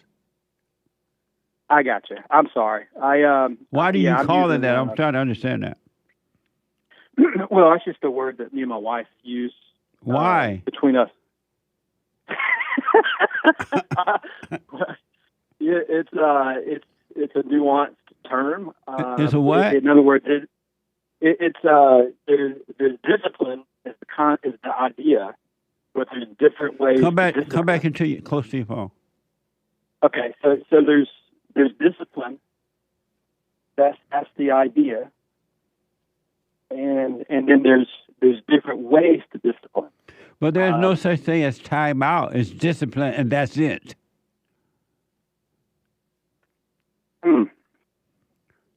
Maybe you probably see a step or two ahead of me. I'm sure you do, and you're thinking that. Well, okay. Okay. So you're saying that if it's discipline, it doesn't matter. Discipline is discipline. Why you have to call it time out? That doesn't even make sense. Okay. So yeah, I see what you're saying. Okay. I think that's a better way. In other words, if she and I agree, or if she's unwilling to agree with me about the manner of the discipline, doesn't matter. It's discipline. Right. You don't need your wife to agree with you about disciplining your children. You are the head of your wife, and your wife should not be interfering when you're disciplining your children, because she's deliberately turning them against you. How will your kids grow to love you when you discipline them? The mama has something to say about it. Well, Jesse, I told her I didn't want to fight with her and the kids. You don't need to fight with her. Why fight with her? I know. Don't argue with the devil and yourself. Don't argue with the devil and others. Right. Why do you argue with the devil and your wife? Why? This same reason you Come back to your phone, striving. John.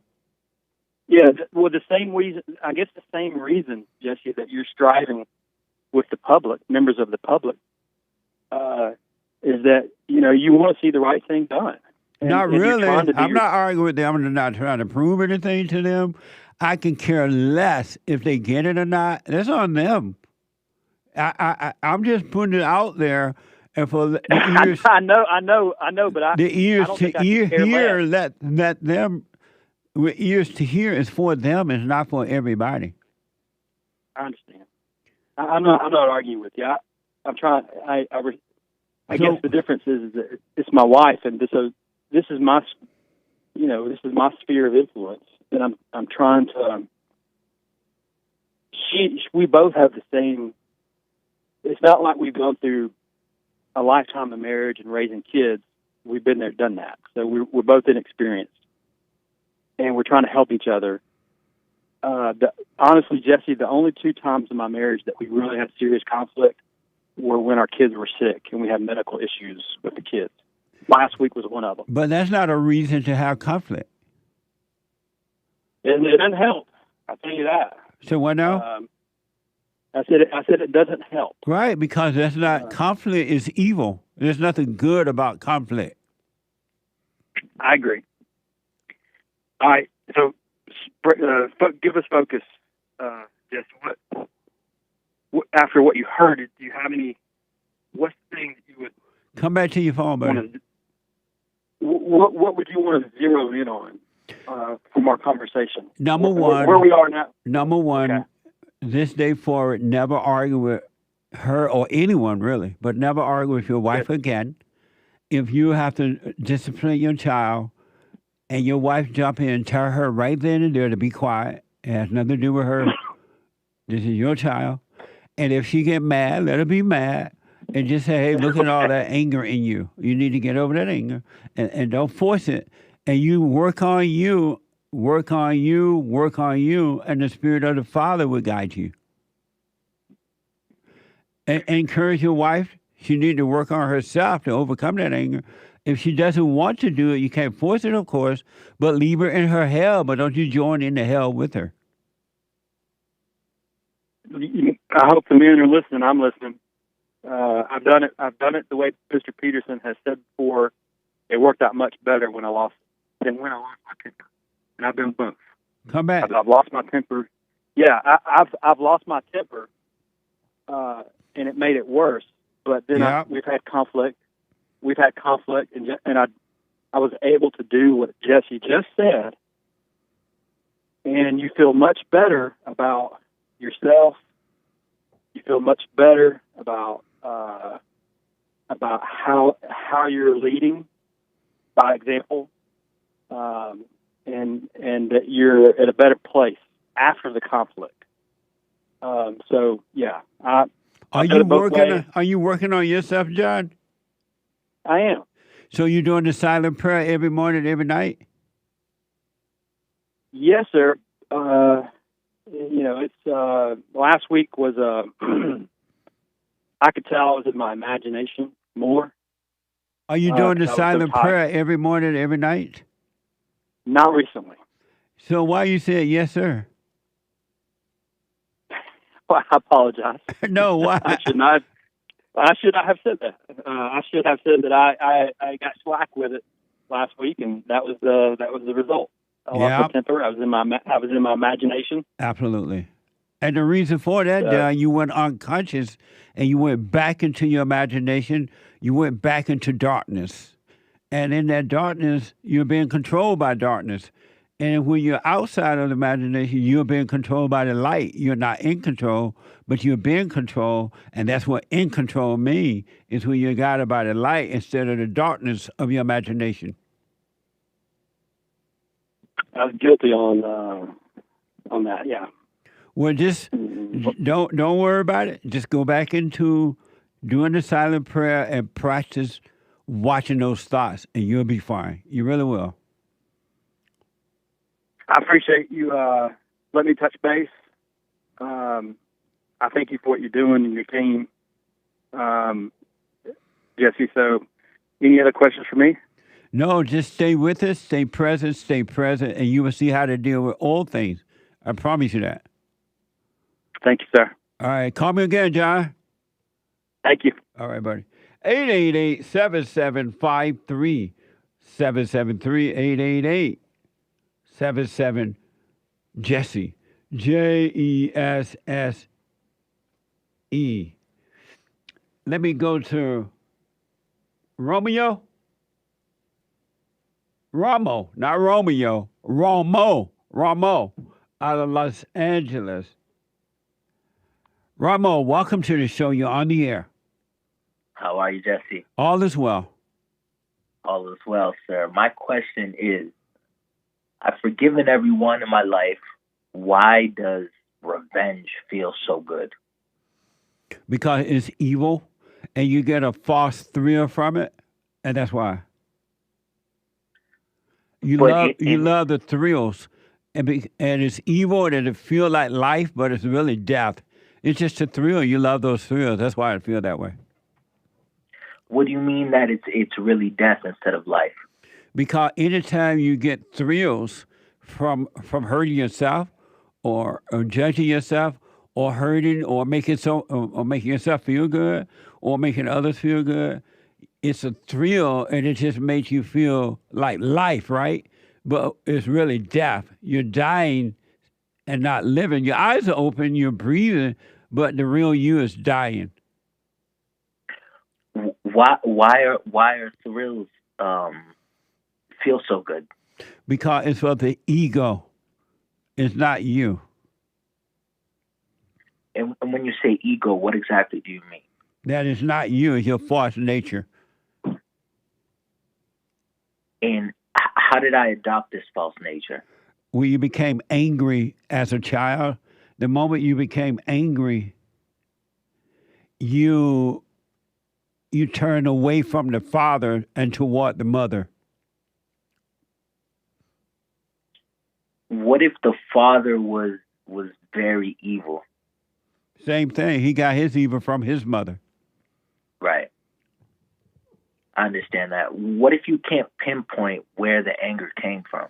That's why you need to do the silent prayer, so you can see from within, and the light will show you where it came from.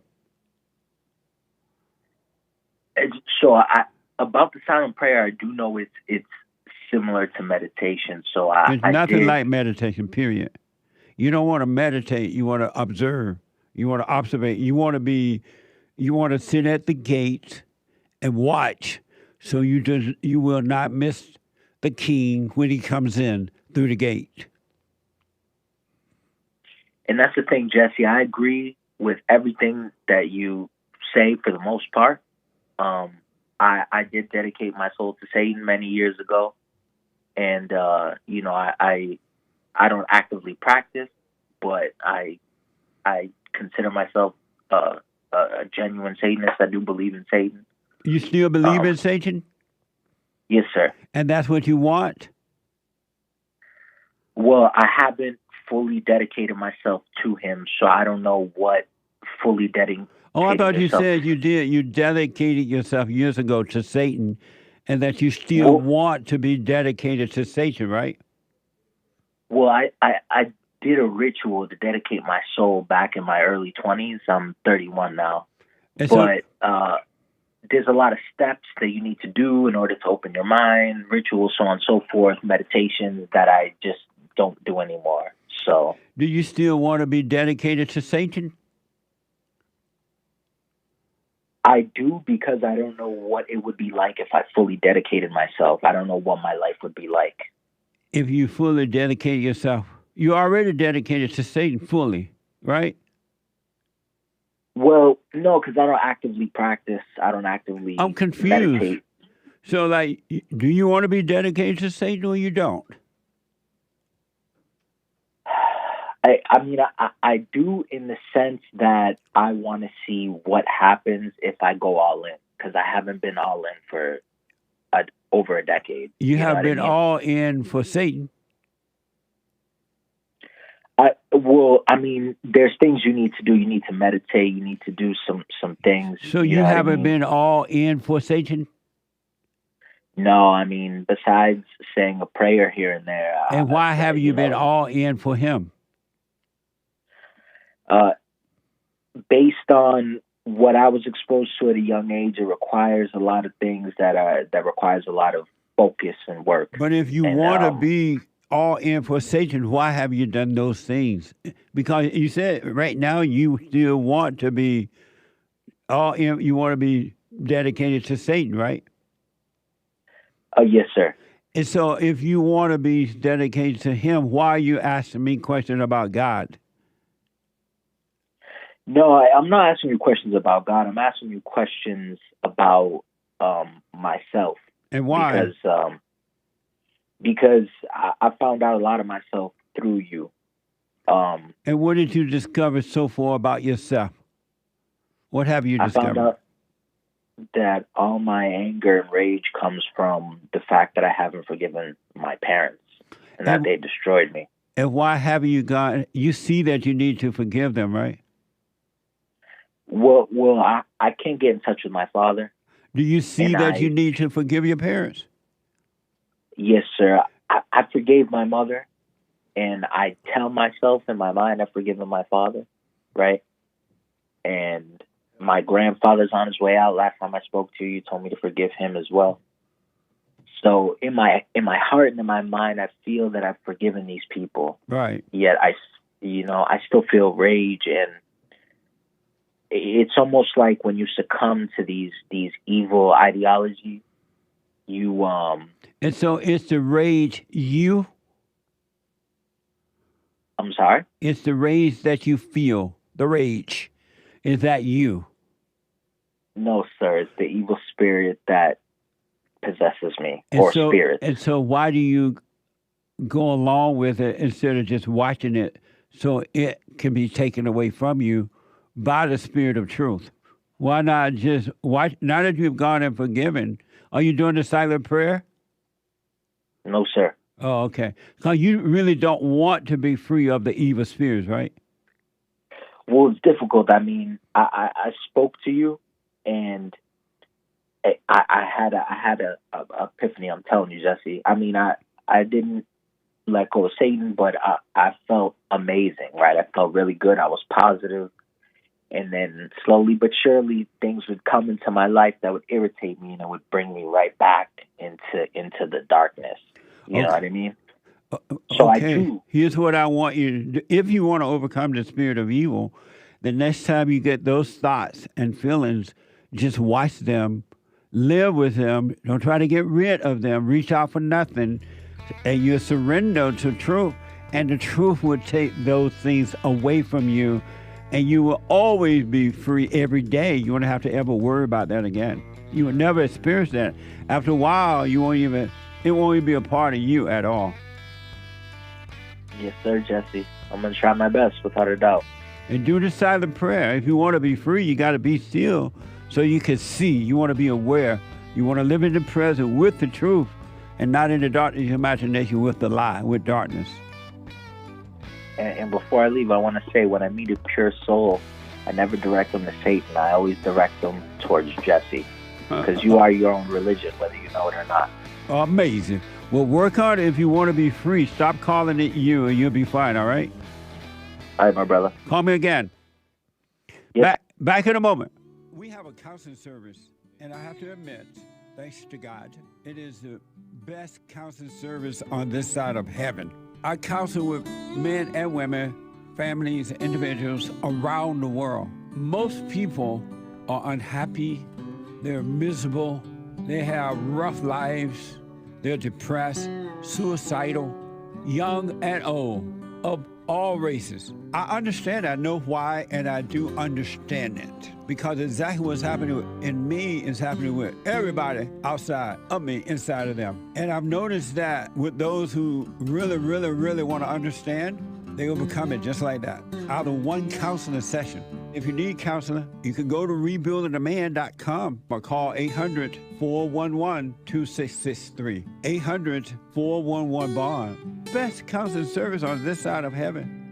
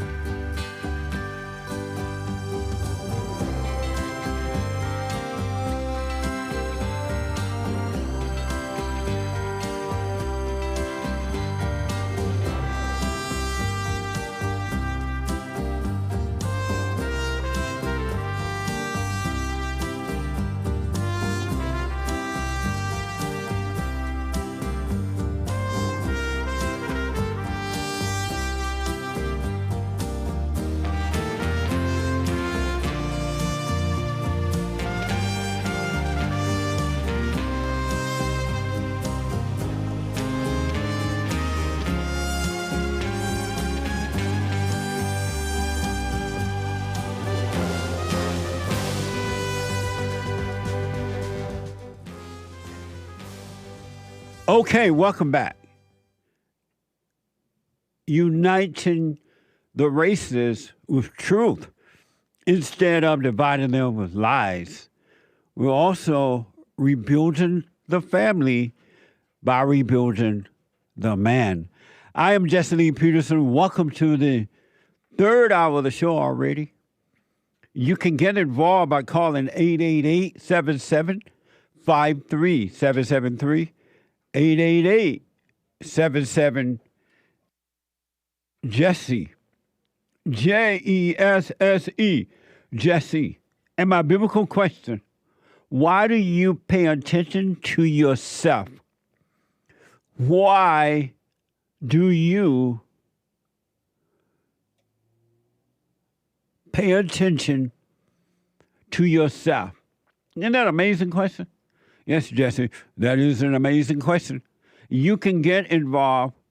You can podcast the show, but you can listen to the show while you're doing whatever it is you're doing, working out, no matter what, laying at a beach or whatever, beating your wife or beating your husband, or you're in court right now trying to take your husband's children away from him, your father and the children's father away from them, and you're crying, knowing that when you're crying, you're lying. You still can be listening to the show. When she's crying, she's lying.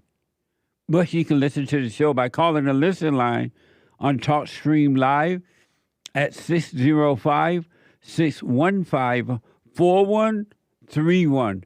605-615-4131. And to donate and have your comments read out loud, go to Buy Me a Coffee. BuyMeACoffee.com/JLP Talk. BuyMeACoffee.com/JLP Talk or Bond JLP Cash App. Bond JLP Cash App. It's Tuesday. It's the third hour now of Tuesday. And every Tuesday is Country and Western Tuesday. Bring back, oh, bring back my country to me. Bring back my country to me. What the? Who let the dogs out? Amazing.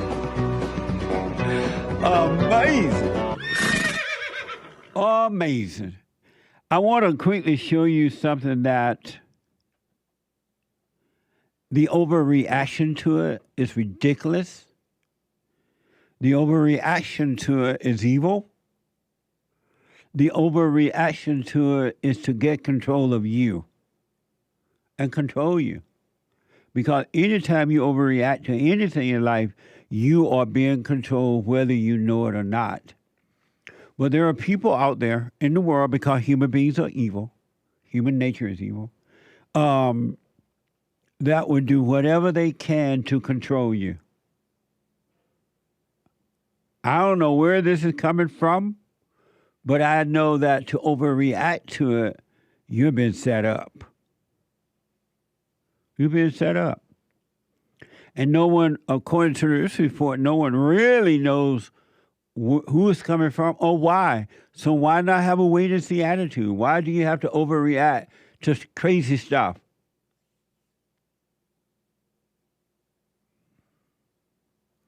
There's something called a mass racist text messages or message. And the overreaction to it is shameful. And it shows how weak and pathetic most people are, how evil. Because people who overreact, the reason they're overreacting because they're evil and cannot see, right? You may have heard about this, and I think we did mention this earlier this week. Oh, yeah, last week, Friday. This is from CBS. I want to know what you really think about this. I truly want to know. What do you think about this situation? According to CBS News, this is from CBS News, the FBI and other federal agencies are investigating the mass racist text message sent after the presidential election. Why did you have to say after the presidential election? What did that have to do with how the cow ate the cabbage, right? The messages, which reference slavery, were sent to people around the country and appeared to predominantly target Black Americans, including middle schools, high school, and college students. Watch this from CBS News. I have multiple friends that got the same exact message. Atlanta college student Devereaux Adams was one of many who received the racist text message. I felt scared, sad, kind of shaken by it. In Connecticut, fear was mixed with fury. I was angry, disgusted. After Latasha Nelson read the phone message her daughter received. You have been selected to be a house slave at the Fieldview Farm Plantation. Residents in at least 20 states, from California to Connecticut, received the racist texts. The messages were also sent to students in as many as 12 different school districts and universities. Don't click on it, delete it. Louisiana's Attorney General says she believes not everyone who received the texts was African American. CBS News has learned the messages were sent through a company called Text Now, where users can set up a phone number to send free messages. In a statement, Text Now said it uncovered that one or more of our accounts was used to send text messages in violation of our terms of service, adding it shut down the accounts as soon as it became aware. I want you to think about that. I was mad.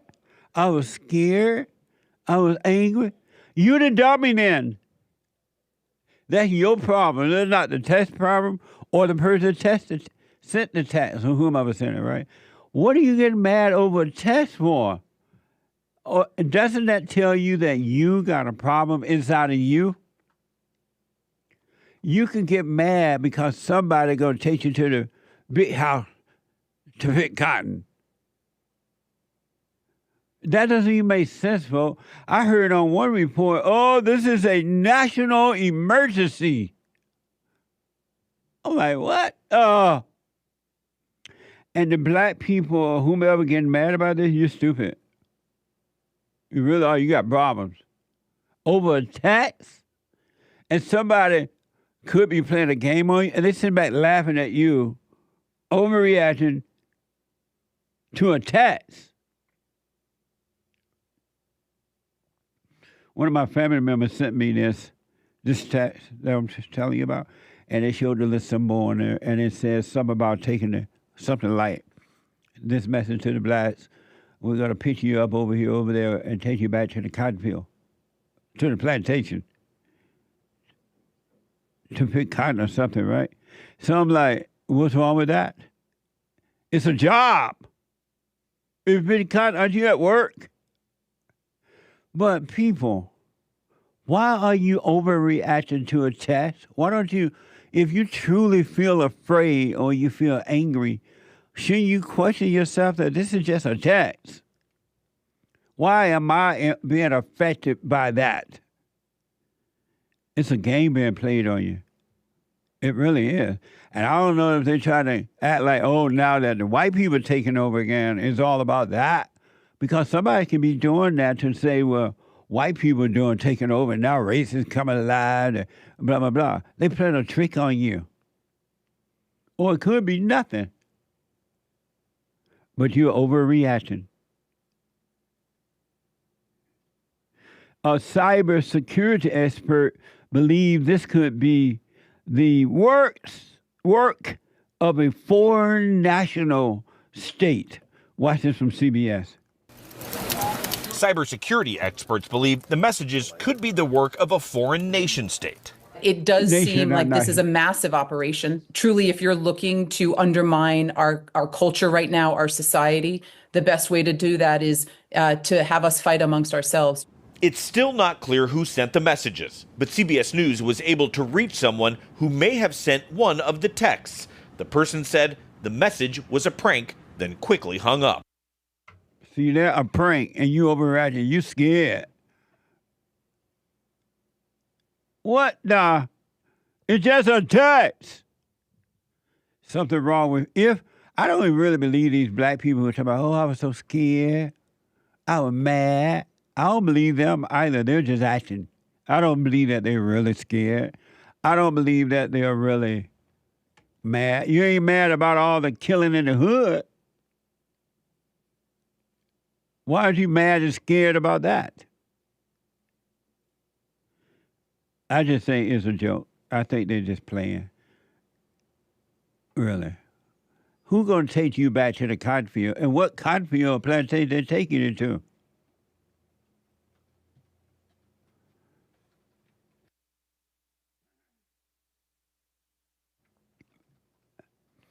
One of the past guests of the JLP show, Earl of Hutchinson, Ophir Hutchinson. What? His name is not Arthur. What are you telling me there? Opper? That's not his name. Afari. Earl Afari Hutchinson, the president of the LA Urban Policy Roundtable, is urging school districts to deploy large security forces. Watch this from KTLA 5. So the LA Unified School District, with their great concern about protecting students, safeguarding students, now's a good chance. Show of force. Have your security force out there in big numbers with one goal and one goal in mind. We take threats, we take violence, or the potential for that very seriously, and we're going to protect the students. Isn't that amazing? And this could be, you don't even know what it is. Why not leave it as I don't know? Remember the assignment from the fellowship? Do not judge in your mind with thoughts, in your eyes, with words from your mouth, with gestures or emotions. Why not have a wait and see? Why do you have to overreact with everything? Why do you allow people to control you like that? Is something wrong with you? This could be a total joke, as they said in the report there. But we don't know. Why not leave it as a don't know? Why you got to pretend you're afraid? You don't even know anything about slavery. You ain't never seen no plantation. I grew up on one. It was an amazing life. Down in Sweet Home, Alabama.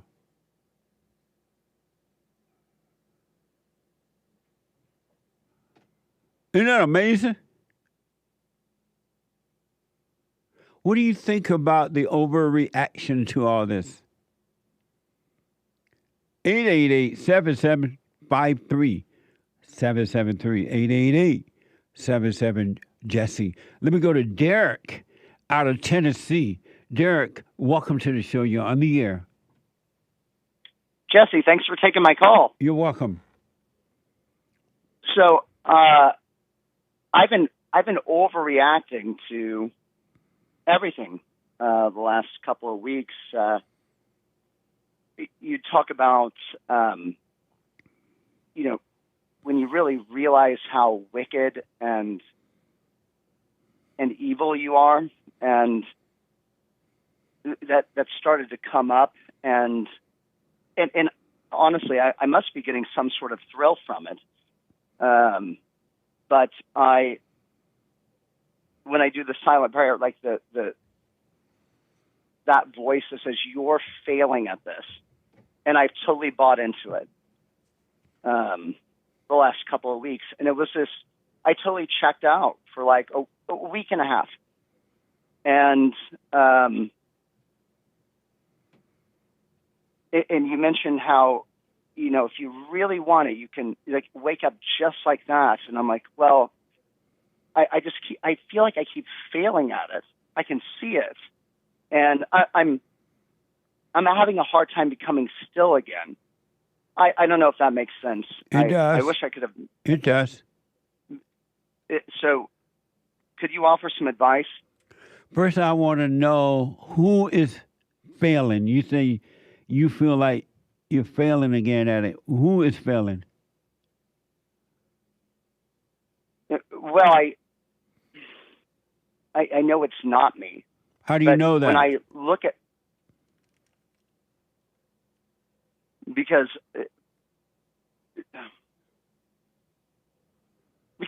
I wouldn't intentionally want to make myself feel bad or anyone feel bad, but then I think about how wicked. That's where I honestly I'm confused, sir. When I think about how wicked I am, and I've gotten, I keep talking to the devil, and it happened in an instant, and I went unconscious for days, and I feel kind of stuck right now, and I don't want to be stuck. And when you say you said I know I'm failing at this. Who is failing? You said you know you're no one. So who is failing if you're no one? Who is failing at this? I don't know. I don't know. So you really don't know that you're no one, right? I suppose that's true, right? Is that true or not? Because if Well, it there's has no to be. one, if there's no one to fail, how can you be failing at it? Well, who's the person that's wicked? Then, does that make sense? Yeah. Like it who does. is that?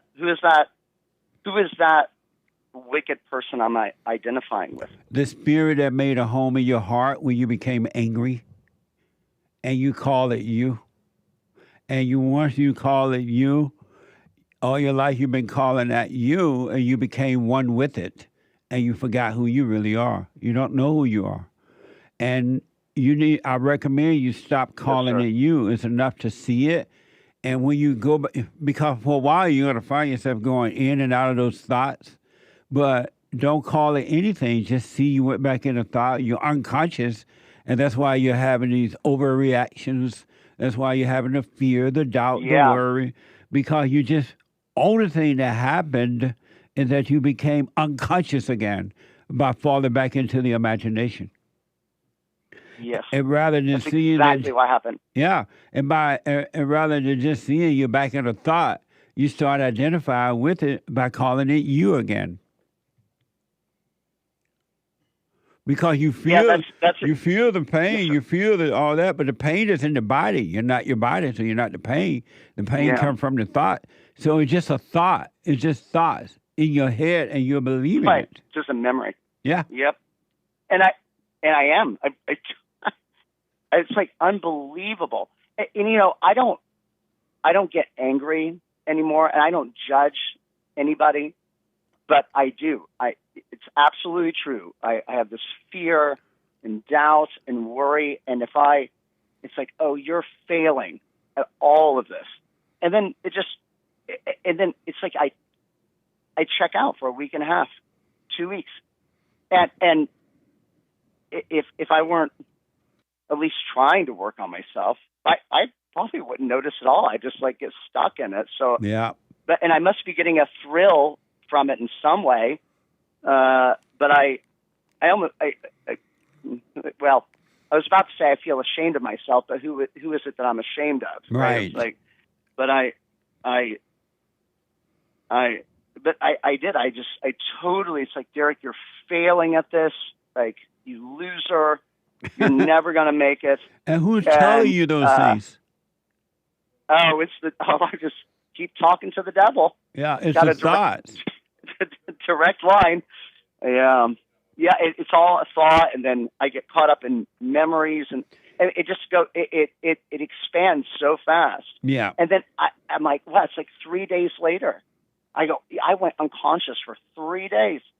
It's so wild, and I've been having a hard time becoming still again, because I've convinced myself that it's never going to work, and I'm just failing at it. And what's never going to work?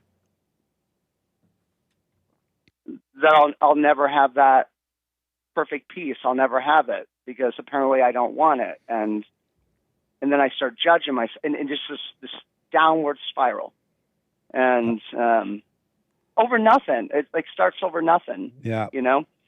And anyway, and so I go, well, if I really wanted it, I'd already have it, and then.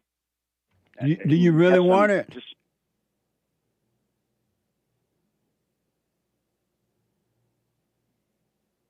Hello? Well, apparently not. And why do you say apparently not? Because I would have had it just like that, right? Here's what I recommend. And what's your question for me? Well, I feel like I've been up in my thoughts for about a week and a half, 2 weeks, and I'm getting some sort of thrill from it, and I've been over-identifying with it. How do I slow that down? How can I? Nice question. How can I slow all of that? Here's what I highly recommend. This is our assignment for this week too, the fellowship. The next time you feel that overwhelming feeling or fear, or you feel loneliness or doubt or suicidal thoughts or loser or that you're never going to make it, you're going to fail, I want you to relax in that. I want you to be aware that you are feeling these things and you're thinking these things, right? And I want you to relax in it. Don't reach out for anything. Do nothing about it. Live with it. Sleep with it. Eat with it. Stay with it. And if you do that, and then go on about your day, no one has to know what you're feeling on the inside. Go about your day, and I promise you, God will save you from it. That's what He's trying to save you from. He's trying to save you from the false you. You're not those thoughts. You're not your feelings. There's no such thing as success or failure. There's nothing. None of those things can happen. And so live with it, drive with it, eat with it, sleep with it, walk with it, talk with it, meaning stay with it. And He's trying to save you from that. Surrender to that. Go about your daily life, and He will take it away from you. Just don't call it you. But you got to stay. Yea, though I walk through the valley of the shadow of death, I shall fear no evil. God, you're going through the valley of the shadow of death, and you stay going through that valley of the shadow of death. All those so-called emotions and things like that are just evil spirits. So if you go through the valley of the shadow of death, God will be with you, and He will take you all the way through it, and it'll be done. The ego will die. You know how you talk like, God and Jesus are up in heaven having egg bites and cafe mochas and so on and so forth. But,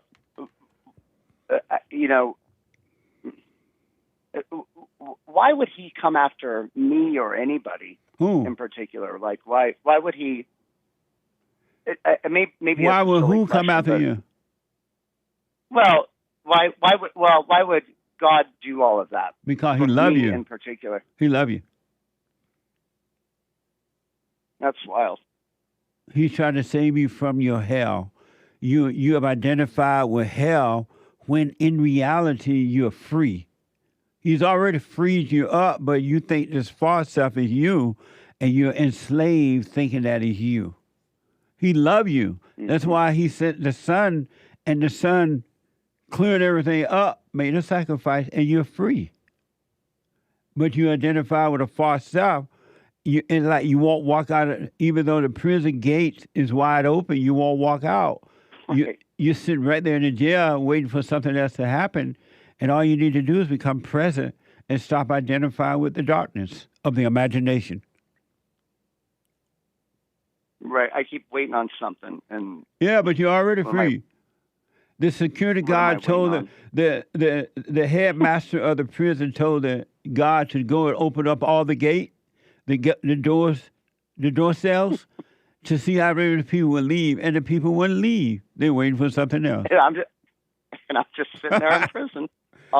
He like, they won't leave. And they're like, oh, my friends want to shoot me if I walk out. But he's not going to shoot you. The door is open. I bet there's some egg bites and a cafe mocha waiting on me on the other side. Probably. It oh, is. Man. I appreciate you. I appreciate all you guys. You guys are always so patient and kind to me. Thank you so much for everything. Now that you walk. Got to come back to the present. Yeah, just come back to the present. Just realize you're in a thought. Don't start. Oh, poor me. How long would this take? This is too hard. This is too long. Just come back present. Just practice being present. That's all you need to do, and the rest will be done on your behalf. The Father is the one that calls you to be. You're seeing by His light when you're present, and instead of the darkness of your imagination. I think that's totally amazing that He allows that. It's like totally crazy. You think it amazing what? It's just wild that He allows me to see like a little bit.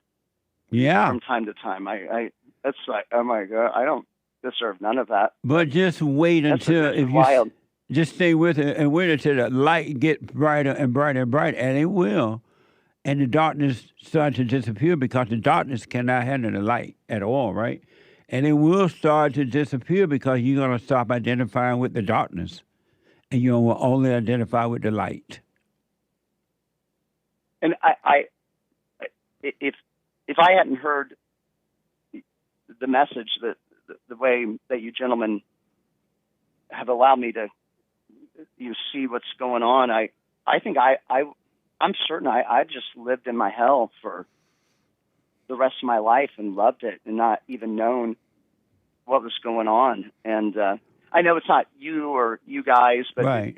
It's really it's made a big difference in my life. I'm very grateful. Well, stay with and it. I appreciate your patience with me. Stay with it. Stay with it. Stay with it. You haven't seen anything yet. And once you really see what's going on inside of you, you're going to understand everybody on this planet, and you will not judge them because understanding prevents you from judging. You have understanding. And you're going to see that they're all dealing with the same thing. It's the same spirit. The situation might be different, but the spirit of evil is the same. Human hearts are evil. But it's not them, and it's not me. Not at all. And most people don't want to be free, though. They love the misery, right? They love the thrill of hurting themselves and others. So only a few like you who hear the truth and they want it. They want more. So they're walking the truth in, and the truth is coming in and taking over. Stay with it, all right? Well, I appreciate you helping me work through all this. I'm very grateful. Thanks to all you guys. You too, buddy. Call us. Call me again. Back in a moment. But you can't be angry because that's what the enemy wants. He wants to control you. They do things to make you mad so they can control you. It's like being married. And the wife would do things to make you mad, or she'll do things to make you feel good. And men do that to women too when they want something from the woman, especially sex. They'll make her feel good, or they'll make her angry. And the woman's gonna have to say, you don't want to be angry. You want to speak up. You want to disagree with what's going on. It's wrong, but do not be angry. Then you won't have fear. You won't have doubt. You won't have worries. You'll be able to see, but you got to stay away from anger. That's why you must forgive your mothers and your fathers so that you can overcome the spirit of anger. It's a spirit and it's wicked. Nothing good in anger because it has no love, folks. You need love to defeat evil. And love is not a weakness. It's a strength. It's from God. It's His nature.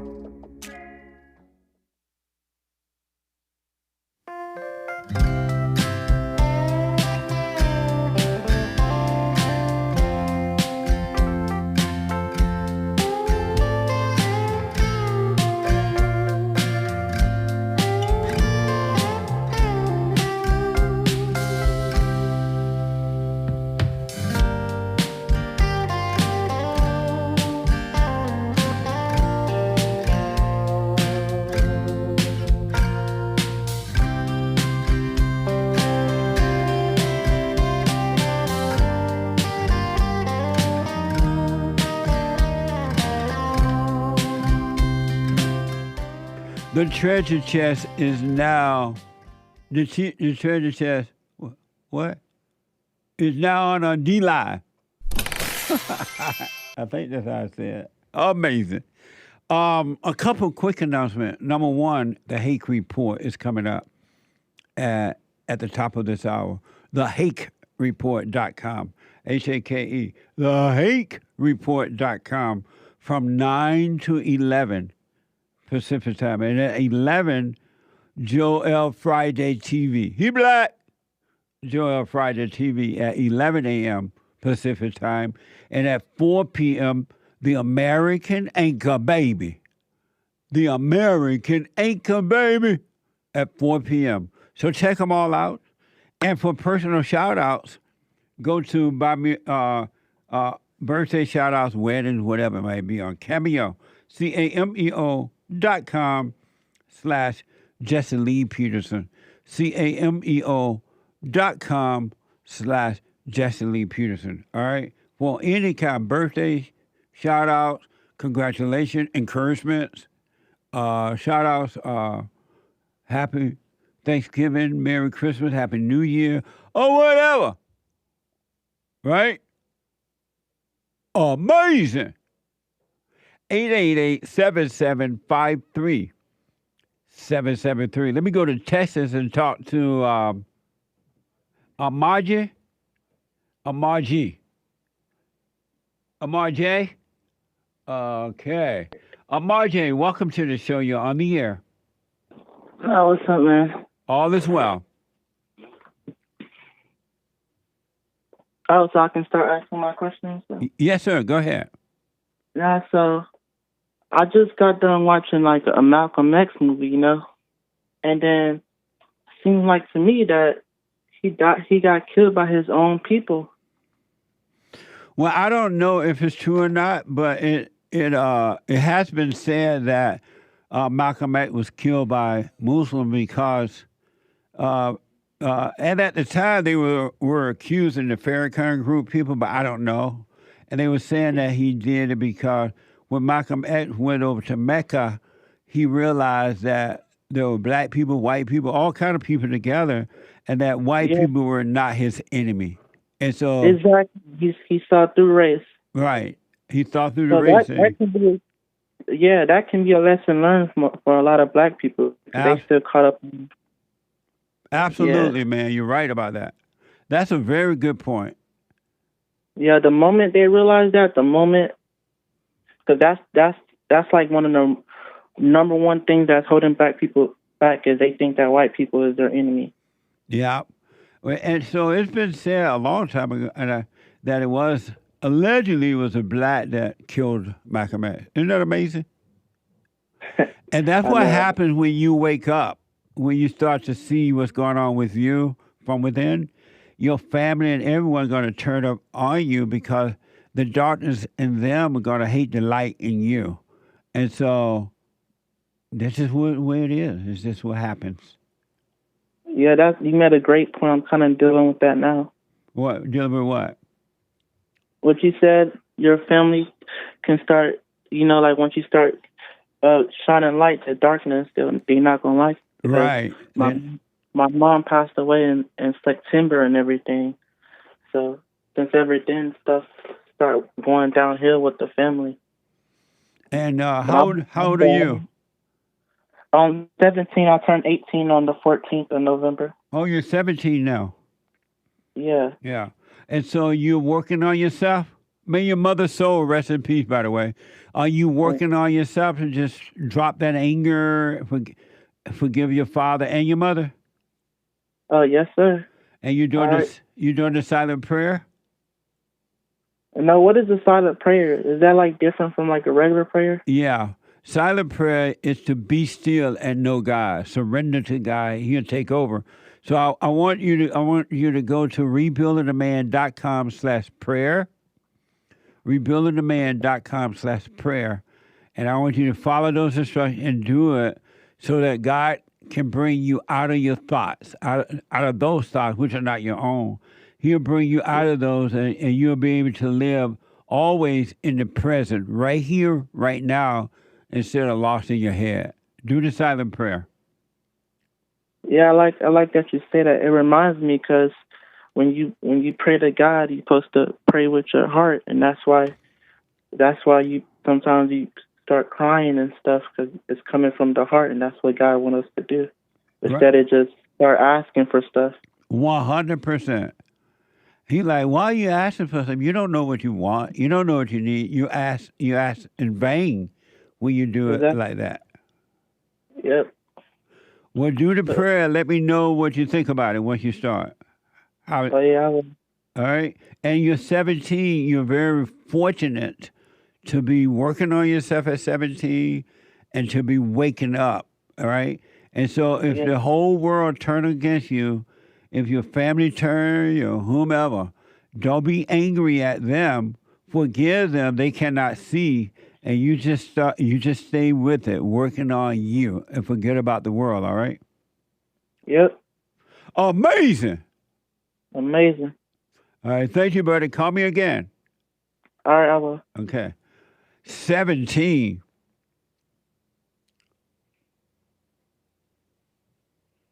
Isn't that amazing?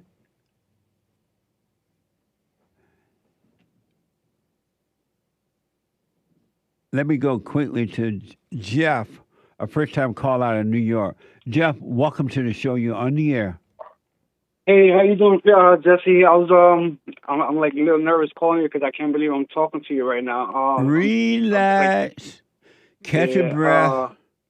I'm a huge fan, and I watch your podcast all the time, and you're doing an awesome thing, and it's kind of sad that a lot of people hate on you because you speak the truth, and a lot of people don't like that, and well, that's how Christ came to divide.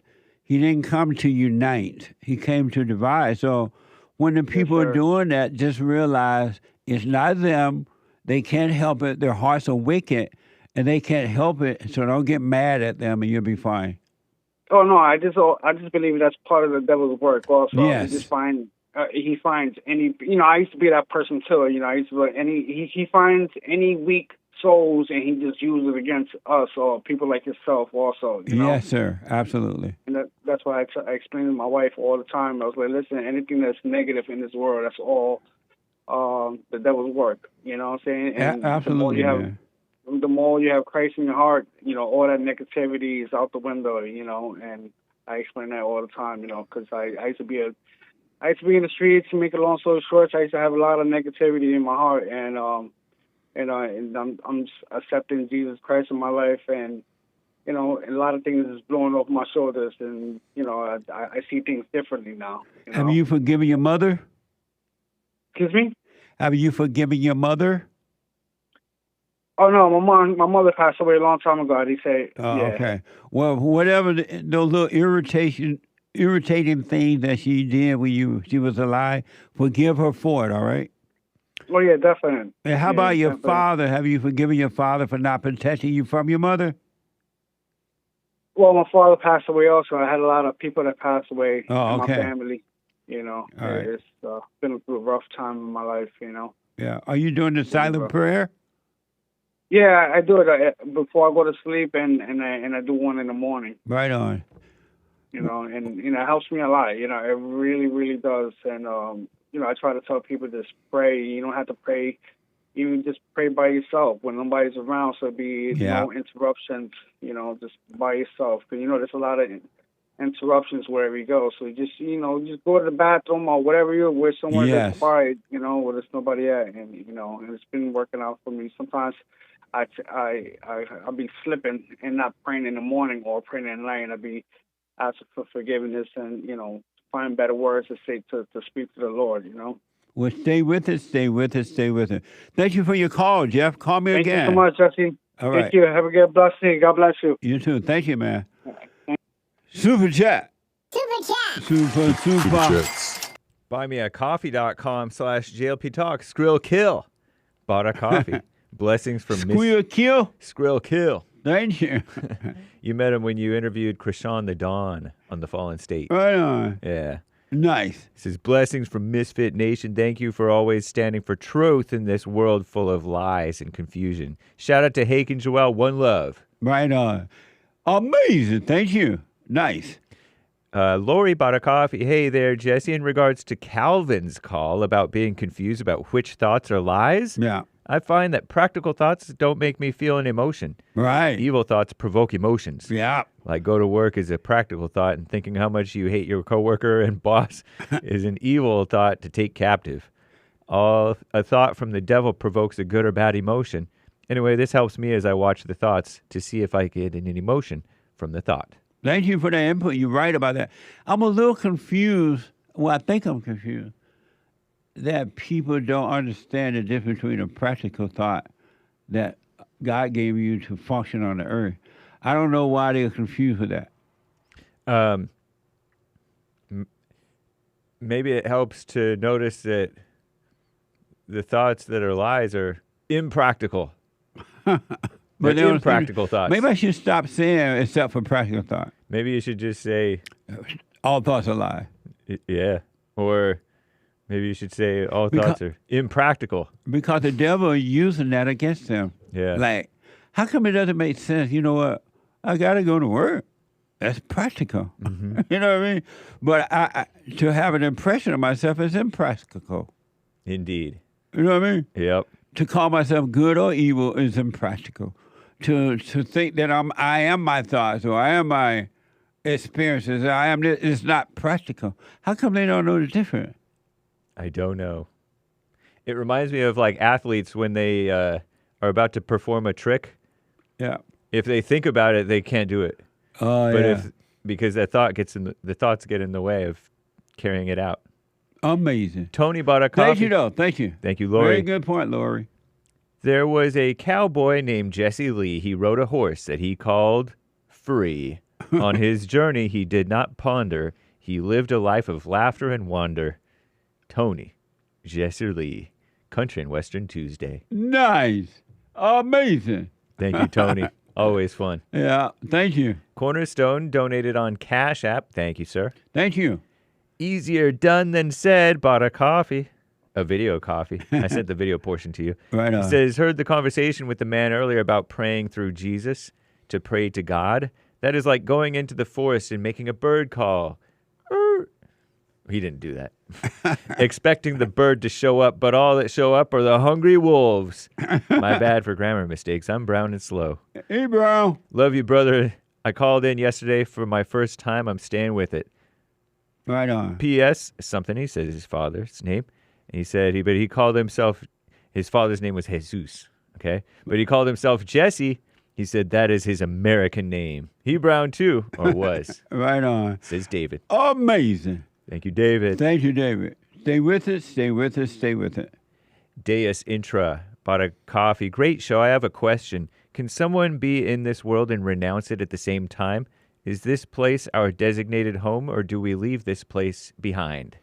Number one is that you can't do it of yourself, right? You will overcome the world. The spirit of the light will cause you to overcome the world, and you'll be in it, but not affected by it at all. Really. It's mind-blowing, too, but you just can't say, well, I'm in the world. You know how the Christians be doing? I'm in the world, but not of it. It's just the worldly. I'm in the world, but not of it. Praise the Lord. But you will become, you will be in it, but not of it, right? And when you drop your body, you just continue to live in paradise. Because when you drop the ego, you're in paradise. Likewise, when you drop your body, you'll still be in paradise. If not, if you don't drop the ego, you're in hell while you're living. And when you drop your body, you just drop your body in hell, and there's no way out. You're stuck now. Amazing. Thank you. It's midnight. Your Uber driver bought a coffee. Just downloaded Text Now so I can receive the invitation to go pick cotton. Yes, master, we love to pick cotton. What does Trump have to say today? And when my master said he's sick, I'm like, yes, master, we sick. I don't know. It's just all 3 or 4 these blacks that act like they're so scared. They faking it. for every one new regulation, 2 old regulations must be eliminated. Amazing. Thank you. They are faking it. They are not scared, or they scared. They pretend to be sick, but they ain't scared. They just like to have a little drama in their lives. It's just thrills. That's all. Amazing. Thank you. Terry bought a coffee. Answer to the biblical question. Why do you pay attention to yourself?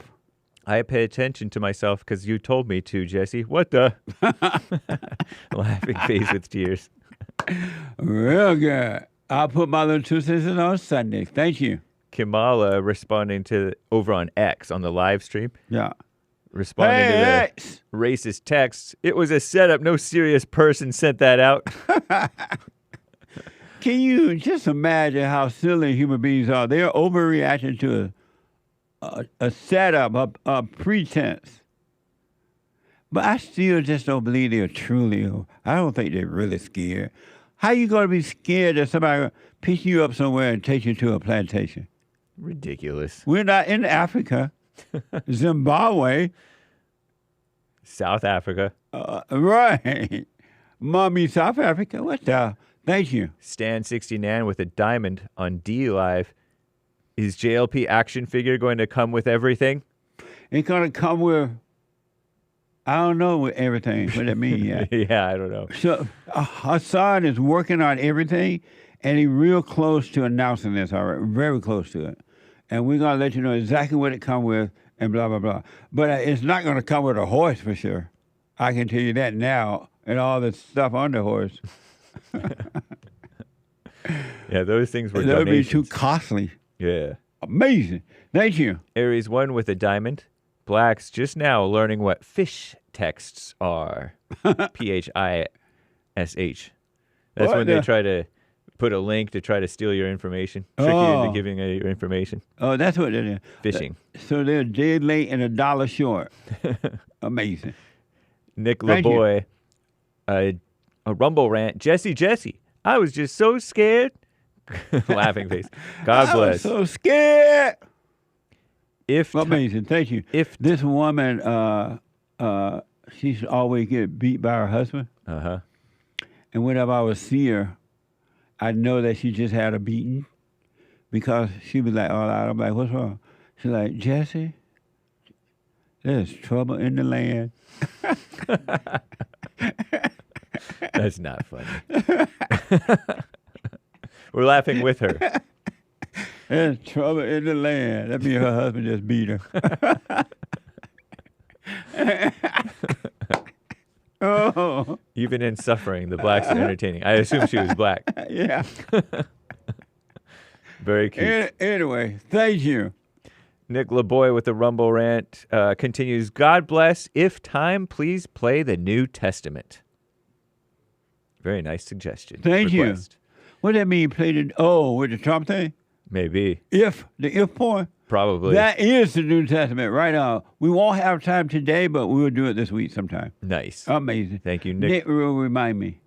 My producer will remind me too. Shout out to the top contributors on the D Live crew: Maverick, Angel, Aries 1, Stan69, Games for Rec, Bloody Boingo, and the rest of the supporters over there on the D Live crew. Thank you for your lemons, ice cream, diamonds, and subscriptions. That's cool.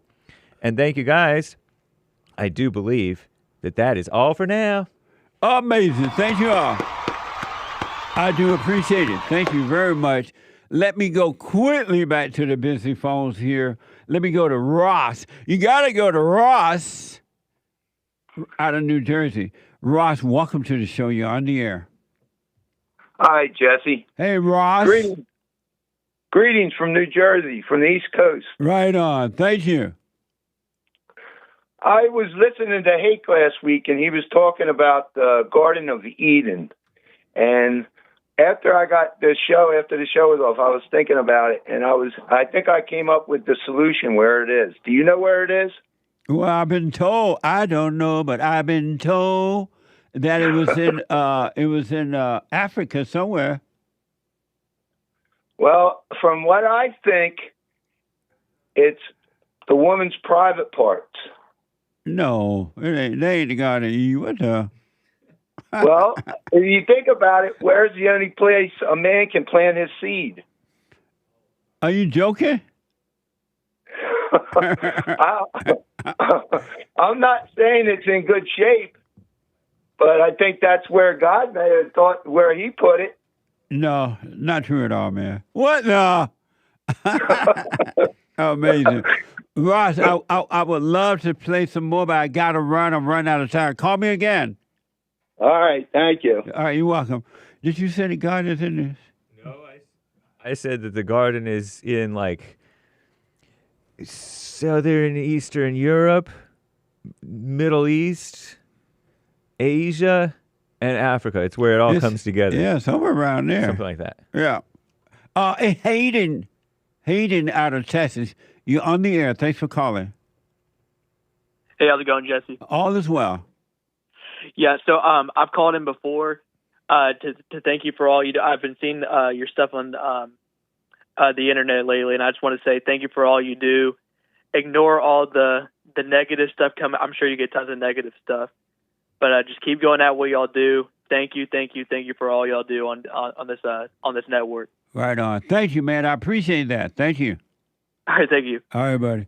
Amazing. Let me go quickly to Andrew out of California. Let's see here. Andrew, welcome to the show. You're on the air. Hey, what's up, Jesse? How you doing? All is well. Oh, yeah. Hey, so you had mentioned on Twitter recently this morning about whether or not we know God's will. Oh, yeah. I had a caller from Ohio, I think, about that. Yeah, I don't think it's possible. My grandparents always said anything that they were planning to do, it was with God's will. And so I always kind of, revert to what they taught me. I feel like they were decent people, except for my grandma always talking about the devil. That is what it is. Right. But I do. What's your take on this? Are there some people who have a peek behind the veil to maybe come back to your phone a little bit? I'm not understanding you right now. Is there a possibility that some people can actually peek behind the veil and see a little bit of God's will or maybe what He intends?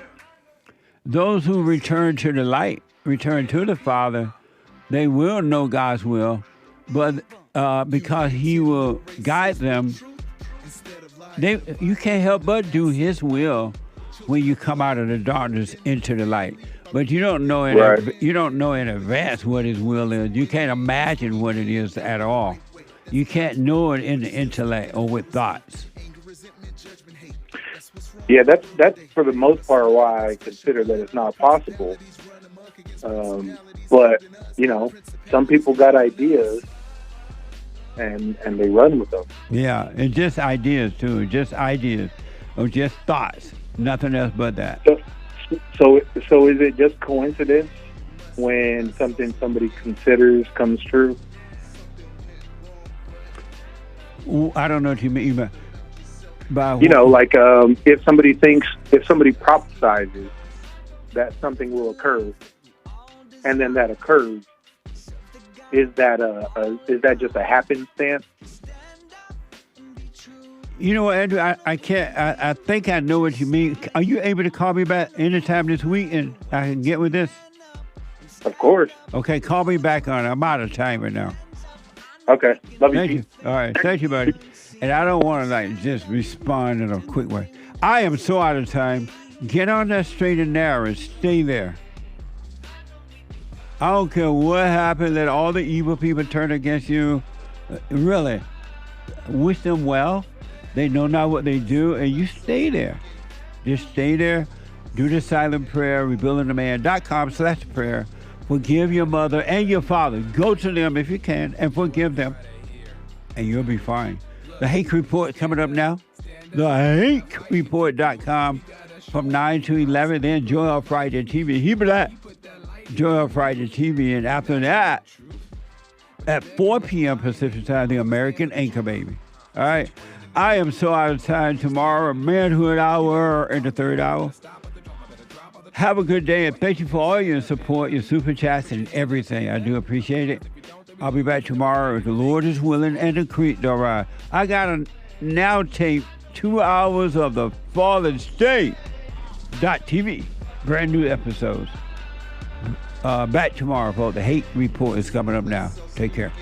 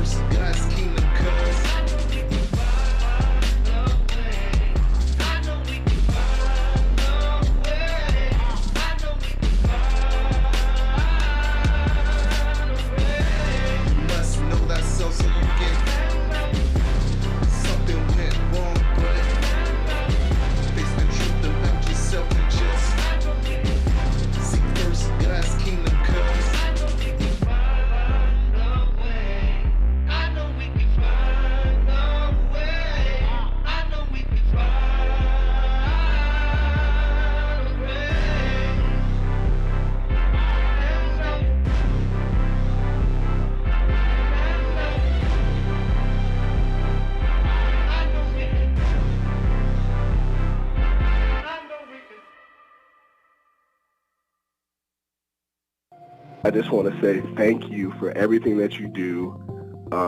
You've absolutely changed my life for the positive, and I just want to thank you. I was 29-year-old beta, living at home with my mom, and just was living in fear and in doubt, and I couldn't hold down a job. And then I found you, and I started listening. I started just being more at peace, and I forgave my mom, and I forgave my father. And it's like right after that, everything just changed in my life, and I was able to get a good job, and I moved out, and I live on my own now, and everything has just changed. And I just want to say thank you, and I appreciate you for spreading that message. It really is a positive message. Amazing. That's good, man. I want people to know God loves us in ways that there are no words to express, because you have nothing to compare it to, right? Stay with the silent prayer. You haven't seen anything yet.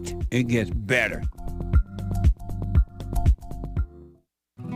You know, I'm 32 years old now, and I've been clinically depressed since I was 17 years old. And ever since I started listening to you a couple of months ago, bro, I don't even need to hear the word depression. I don't even care about that, because that's not anything that I identify with anymore. Nice. I'm 100% cured. I'm 100% better because I've been listening to the Jesse Lee Peterson show, and I can't even begin to tell you how much I appreciate you. And I just can't even, begin to tell you how much I really appreciate the things that you're doing for young men. Young men need to hear this, and young men need to know this message that you're delivering, because it's important. It's vital to their lives, Jesse. I just wanted to let you know that, man. That's amazing. I mean, you made my day, man. When I hear one soul has returned to the Father, it's like 1,000. It's better than silver and gold. So God bless you, man.